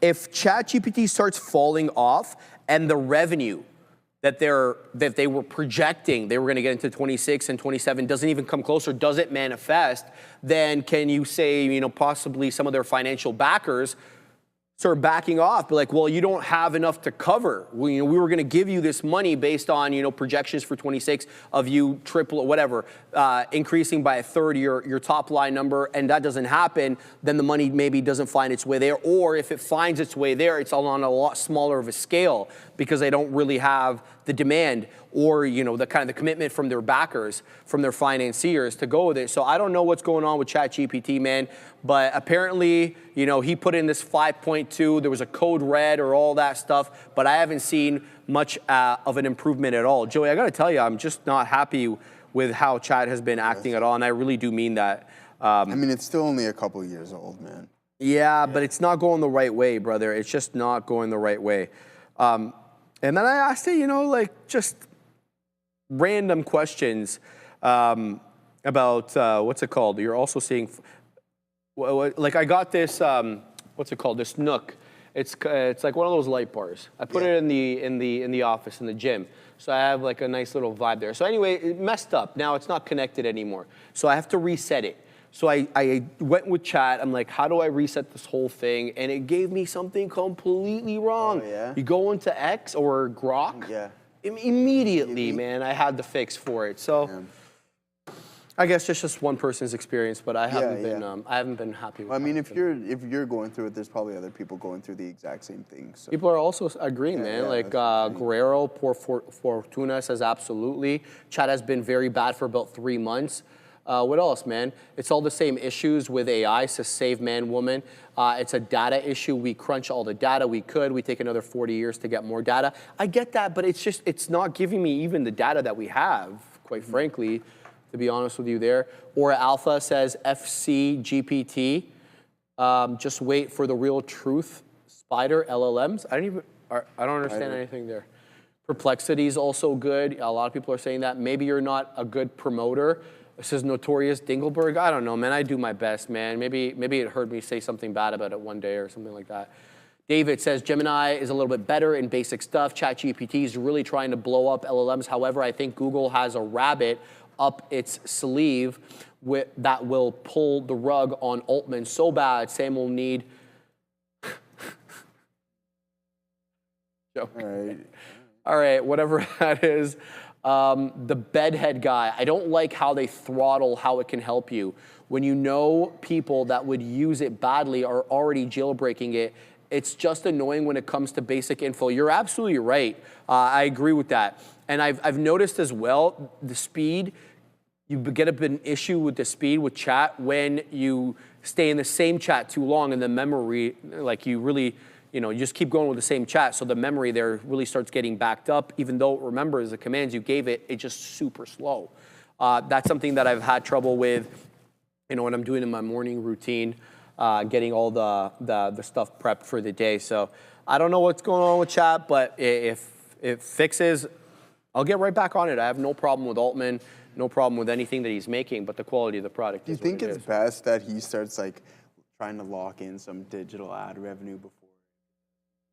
Why not? Yeah. That's a good point. That's actually a great point. It's just before it goes to ish, and try to lock in as much as you can. It's not good. I don't know. I don't know how I feel about this, but it is what it is, brother. Yeah, it is what it is, brother. It is what it is. OVO Cow says completely something different. ChatGPT caps lock is amazing. I use it. What is happening? I'm gonna have to read this. ChatGPT is amazing. I use it as my girlfriend. We are getting married in August. That's sick, bro. Just make sure to send those invites this way. Yeah, man. Like, shout out to OVO Cow 9512, like man. that What movie. the hell's going on? It's like that movie Her. Hey? With Joaquin Phoenix, Her. It's like a movie where he's dating like this little. Oh, yeah, I did. I never watched it, but I did see it. Yeah. Yeah. Yeah, it is what it is, man. I wouldn't get married to a chatbot, but do you, buddy? ARTV, guys, still kind of bull flag in here with highs into 6.5. It's 649 high, but there's a lot of topping tail candles right now on ARTV. It's still holding trend quite nicely. In fact, the last two candles have held at 620, and we just got back into that 649 high of day. We missed it by 2 pennies, 647, the current high on this candle. It's the prior candle that takes us into the day high, which is 650 on the day. ARTV likely has more to give. It's well ahead of that 10 EMA on the 5, which is now overlapping with the $6 psychological support level. I would also say there's probably price action resistance at $6 initially. So if you come back into 6, you got a double whammy there where you get price action support, psychological support, and the 10 EMA on the 5. So ARTV could be a great dip buy off there. But Joseph and I are off in about 3 minutes. The big boys are getting locked and loaded again, and they're going to let you know what they've been looking at all day. But take this opportunity now to get into the chat and vote for your favorite ticker. You only have a couple of minutes left. And register your vote by putting in that $sign. Otherwise, it won't register. Tesla leading the way by a wide margin with 96 votes right now. It's up almost 4% on the day. Second amongst them, AMCI, the small cap gapper, has 59 votes, trading above the volume weighted average price. Broadcom in third place here, tied with NVIDIA. So the two microchip or semiconductor names tied with 41 and 42 votes apiece. Even GME getting the love here, up almost 6% on the day, 5.86. That one has 40 votes. iRobot, this company tries its best to stay afloat as it looks to get bought out by the company that actually makes them as a result of not being able to merge under the wrath of Lina Khan and the prior administration. Oh, Fabian, did you see that? Fabian, when it got to 100, it started going electric. You designed it that way? That's awesome. I like that. I'm pretty sure you can. That's the hype train. I like it. Click on hold on. Or no. Yeah. Hold on. Yeah, 5 people in the chat submit the same ticker. It goes all crazy like it just did right there. So Tesla, submit your tickers. That's what I've been telling them for the last a while. So guys, get into the chat, vote right now, and then I'm going to be on the big desk shortly with the big kahunas as they will be taking you into the afternoon rundown, Joey. Yeah, absolutely, guys. All right, so we'll post up at 80s one more time here on AAPL. See if we can catch a fill there. It's trading at 273.93, so we'll hold that off. This time we're going to give it a little bit more risk, not just 10 cents. That's pretty tight. We'll give it 15. So we reduced the share size, but now it's kind of off to the races there, and you can see that a higher low was established right there. So yeah, Bitcoin, for the individual in the chat who mentioned they're broken the downtrend, a lot of things correlating. You have a nice strong volume print, indecision candle print, trend line snap, and then now you're starting to get somewhat of a rebound there, guys. So all right, shout out to David. Thank you for the $10 super chat, my man. Very kind of you. It's about TOS of their APIs, and it's pretty vicious that you get all these AI trading models literally trying to beastie boy each other with AI reverb. Invite me to that destination wedding. David, you're good vibes, man. I appreciate David. Very kind of you there. And Jody's voting for Joe. You saw that, Joey? I've seen that one, yeah. You saw that? That's what made me laugh, yeah. Always, ever the supporter. Shout out to Jody. Jody, used items. Love it. All right, Joey, send him off. No, I hope everyone had a fantastic day. Keep those risk measures in place. Hopefully you guys had a fantastic lunch, and we'll be back same time tomorrow. Take care, guys. Oh, shit, already? And we're All right. That's the problem is we've asked for a bumper, but we're not going to get one. So it's just like these guys are just like, flip. Thank God my mic's still.